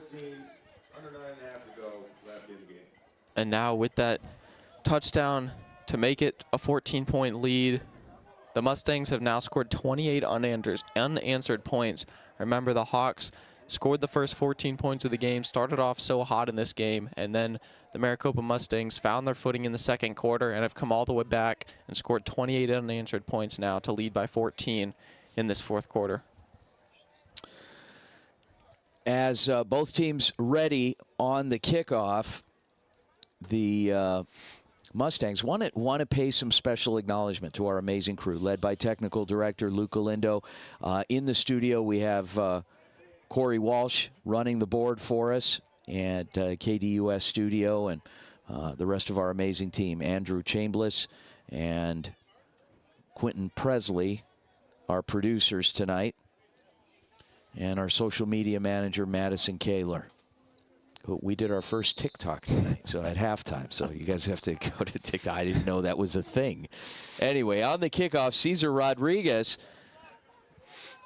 sends it down, and on the return, getting fielded like a pinball machine, Chris Harvey finally settling near midfield, about the 43-yard line. And in on the stop, 32, Everardo Lopez. All right, so Gila River Hawks. Give us a breakdown. Your coach, Larry Kane, Doug. I think you've got to start out with some quick passes for Jonah Brewster. He hasn't been too comfortable with throwing over the middle of this field, and they haven't been successful with downfield. But I don't think you have time to continue to run. I think you need to try some quick passes to get him in a rhythm here. Jonah Brewster gives off to Nick Norman. Norman runs into a pile and might have gained one, gets driven back. Anthony Ruiz, among others, in on the stop for Maricopa. Nice job by that Mustangs defensive line, stacking up and knocking Norman back. You talk about what this league has produced. And first of all, you're bringing together a great group of coaches in each of the 4 teams in the HJCAC, led by the Dean of Junior College Coaches himself, Scottsdale Community College, all-time leading in win category in Coach Doug Medosky. And, of course, he will be that forever because Scottsdale Community College no longer fields a football team. So Empty set. Jonah Brewster keeps on the carry, pushes through the line of scrimmage, and finally stopped for a gain of 7. Coach Brandon McNutt, new to the league this year, formerly head coach at Camelback High School, has been a longtime educator in the Phoenix area. He coaches the Salt River Scorpions. Of course, you've got Coach Larry Kane here tonight with the Gila River Hawks, longtime high school coach and college assistant, now leading his program here at Gila River. You've got Coach William Strother of the Papago Pumas, a longtime Valley coach and mentor, and you've got a lot of young people with opportunities through the years. Some players even making their way into the professional ranks. Trip set for the Hawks. Brewster throws and underthrows his target. And a flag. We will get the call here shortly. Okay. We have pass interference. Defense number 5. It's going to be a 15-yard penalty. Result will be a first down. So the Mustangs playing some aggressive defense and got their hand slapped there with 7 minutes and 11 seconds remaining in the fourth quarter with a 2-touchdown lead, 28-14 over the Gila River Hawks. Yeah, and the Hawks finally get that pass interference they've been looking for a lot tonight, and this one gives them a first down on third down. It's big to keep this drive alive and gets them across midfield now. Chris Harvey lined up out wide for the Hawks. 4 receiver set. Jonah Brewster, Nick Norman, the carry. Norman rounds the left side, pushes ahead, gets the first down. Nice gain for Nick Norman. Yeah, Norman's had successful running lanes tonight. He's been able to slip through the holes, find the right lanes, be patient with his running style. He's been able to bounce them outside when he needs to get upfield. And as you said, another 11-yard run there, 10-plus yard runs tonight. 1st and 10, Gila River Hawks ball on the Mustang 35-yard line. Clock continues to move. 6.5 minutes remaining. Jonah Brewster, the quarterback. Nick Norman in the backfield. 4 receivers lined up out wide for Gila River. Brewster awaits the snap. Mustangs show blitz. Here they come. Brewster back to pass. Brewster goes over the top to the single receiver. Here comes the flag. And draped all over receiver number 7, Anthony Jackson. As it'll just get confirmed now by the official. Pass interference, defense number 36. Result will be a first down. Brutal. And that's been the success of the Hawks' downfield passing game, is Brewster throwing it up, the receiver trying to make his way back to the ball, and the defender getting in the way and getting that pass interference call. They tried it a few times earlier in the game, did not get the call, but now getting the call on this drive, being able to move down the field, mixing that with the run game. Well, whatever works, and it appears it is working here. So Brewster, the give to Jared Williams. Williams winds his way to the outside, chased down from behind, in on the stop. Number 32, Lopez. Under 6 minutes remaining in the ball game. Mustangs lead by 2 scores. Go ahead, Doug. Yeah, and Lopez came up from his linebacker position to make a big hit on Williams. Keep that to a minimal gain. But now the Hawks are getting into a territory, as you said, just under 6 minutes to go. They need to get this ball in the end zone because they still need to get a stop and get the ball back in order to make this game a tie game. Jonah Brewster, Jared Williams in the backfield. Brewster pump fakes, throws, and pass is incomplete. Clock stops at 5 minutes and 13 seconds remaining. And although that was an incomplete pass, you've got to like that Brewster put in a spot where not necessarily his receiver could get to it, but the defenders couldn't as well. It was a safe throw that was not into trouble and gave his receiver a chance to try to go after it. Now it'll bring up a 3rd and long and a pivotal 3rd down for the Hawks. Probably 4-down territory here. You can get a little bit here on 3rd down, then try and convert on 4th, or you can go for it all here. 5 minutes and 13 seconds remaining in the ball game, with the Gila River Hawks knocking on the door, trying to get themselves back in this game, down by 2 touchdowns. Ball on the 16. Brewster and the flag. That was quick, right at the snap. May have had some movement. Prior to the snap, false start, offense number 3. There'll be a 5-yard penalty. Still, 1st down. Interesting. So Jared Williams getting called for that. May have started out of his stance a little too early, but Brewster was keeping that ball all the way. He took the snap. It looked like a traditional Wildcat and was just taking off running with it, but that's what he does best. He's a runner.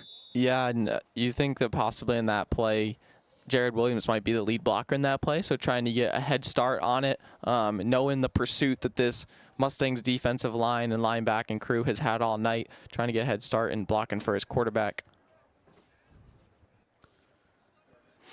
So, 2-back set, Williams and Norman. Quarterback, Jonah Brewster. Receiver split out wide. On 3rd down, and Williams with the call, wrapped up by Ruiz, and it'll be 4th down. 5 minutes remaining. Clock continues to move. Yeah, and Coach Kane probably hoping for 5-6 yards on that 3rd down carry to make it a more manageable 4th and 6, 4th and 7 range, but with close to no gain on that play. Now 4th and long.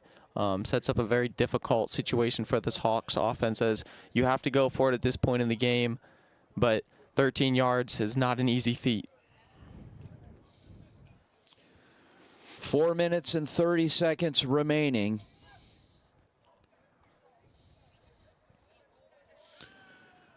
With the Hawks knocking on the door on 4th down. Norman in the backfield. Brewster starting the hard count. Brewster throws, lofts it up over the top. Pass is incomplete. Doesn't matter. Looked like a Mustang had a shot at the interception, but in either case, ball gets turned over on downs. 4 minutes and 11 seconds remaining. Maricopa Mustangs will have possession. And one would think that they will keep the ball on the ground. That's just a hunch with a 2-touchdown lead and 4 minutes and 11 seconds left. Yes, especially with Kevon Clark having the type of game that he's having. He's been able to do it through the air and on the ground. But as you said, likely keeping it on the ground here, trying to churn out the last 4 minutes of this game. Just a really strong performance by the Mustangs, facing adversity early on in that 1st quarter and responding, scoring 28 unanswered. And now the defense gets the ball back to their offense with 4 minutes to go. Quarterback Cooper King, Maricopa Mustangs, and a 4-receiver set. Ball in the hands. It appears it was Minabe, who was tackled by number 80, Joshua Rice. 3:55. Maricopa will have it 2nd down and 4. Gain of 6 on the play. We've seen Minabe get a lot of touches in this 2nd half, and he's been successful with those touches. He's been productive, the touches that he's got, and that's paying off here as coaches giving him more playing time in these final 4 minutes of the game. And the give this time, and we've got a flag down. And that was Armstrong with the carry. Caden Armstrong. Let's hear from the official here.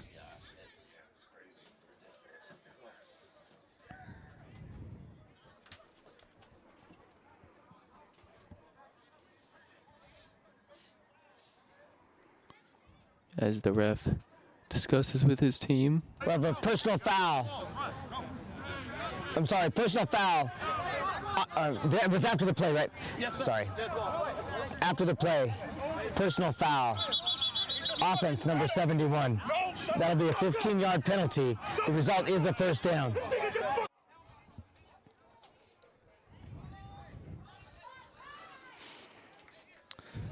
All right, well, 3:22 remaining. Mustangs, and we've got a player having to leave the game for what looks like an equipment issue, but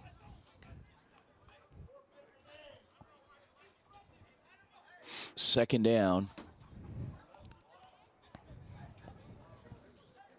Ball is on the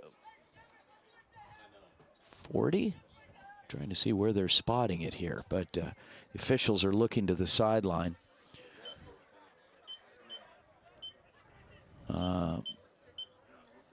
It's interesting. Doug, I'm trying to make heads or tails of what's going on the field right now. I believe it was moving it back. Yeah, I believe it was out cross the 40 where you were looking at, but with that personal foul penalty, they moved it back.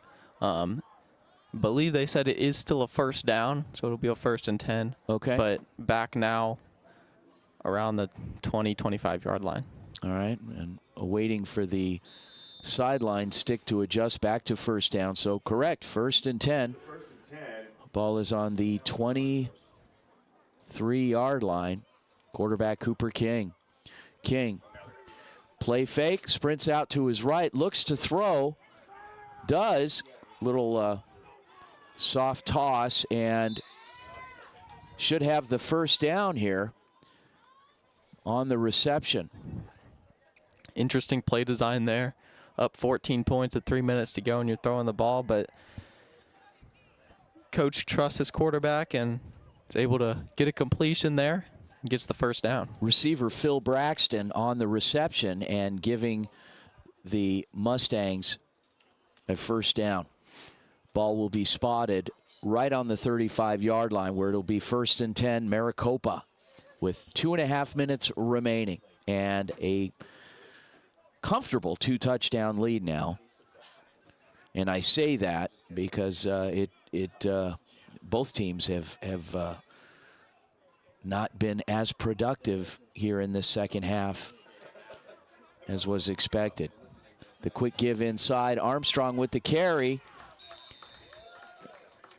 Keeping the ball on the ground. That should wind us down to the 2-minute warning. And with that, we'll take the 2-minute warning as well. Thanks again for joining us here on the HJCAC Game of the Week. Doug and Vince will be right back.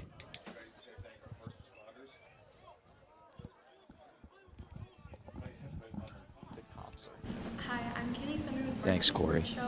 Okay, so 2 minutes left. So we will just give me, like I said, about 30 seconds after we hit 0, just to kind of tie things in a bow, end things, and then it's all you, Corey. Thanks. Yep. Yes, sir. Okay. Well, I mean, we're over 10 o'clock, but they're still giving it to us. So great thing. The station's been good about it. I don't know if we're going to have time. We're here at, if you can give us something real quick. Thank you so much. This is Kaylee Sumner signing off. My name's Olivia Prickett reporting to you from Arizona for the Varsity Sports Show, and I will be providing you with what to expect from ASU versus U of A women's volleyball on Wednesday. The Sun Devils have an action-packed October ahead of them, playing a total of 9 games. 2 of these games will be against their rivals, the Arizona Wildcats, and their first face-off will be on Wednesday, October 9th. As of October 1st, Arizona State has an overall record of 12 wins and 2 losses. They are also undefeated at home. Their win against number 22 ranked TCU was their 5th sweep in a row and the first win over a ranked team. The Devils are fired up and definitely know how to make a statement early on in the season. Racking up a total of 643 kills this season with an average of 14 kills per set and 682 digs, the Devils are strong in both their offensive and defensive performance. The Arizona Wildcats had an extremely successful preseason, dominating in every game up until they reached conference. This puts their record at 11 wins and 2 losses as of October 1st. The Wildcats were in Texas the same week as the Sun Devils, facing the same opponents, TCU and Baylor. They put up a good fight against Baylor, taking the third set that started with a comfortable 10-0 lead to force a fourth, where they fell just short of 8 points in the final set. On Friday, September 27th, the Wildcats were unable to gain momentum against TCU, getting swept in 3 sets. This added another loss to their conference record. With a total of 616 kills and 651 digs so far this season, the Wildcats know how to keep the ball off the ground on defense. Both the Sun Devils and the Wildcats have a comparable advantage. River, once again, they have been relatively effective in the rushing game as well. 13 rushes for 63 yards. I'm going to do the math on that really quickly. That will be about 4.8 yards per carry. So still very effective in the run game, but the strangest thing about it, no completions at all in the second half either. Maybe that's not enough. Maybe it's because he's not getting enough reps, Brewster, at the quarterback position, but it is just something that they're just going to have to continue to work on. Get some reps throwing through the air. Awesome. Thanks, Ian. Okay, Cooper King, and sprints out to his right, looks to pass. Does he? No, gets the first down, steps out of bounds, under 2 minutes remaining, 1 minute and 50 seconds. Nice job by Cooper King there, extending the play, using his legs to roll out to the right side, and then taking off and scrambling for the first down. And with that first down, under 2 minutes now, should all but do it for this game, as Maricopa should be able to take knees and run out this clock. All right, we're going to send it down to our very own Julia Coyne. Julia, take it away.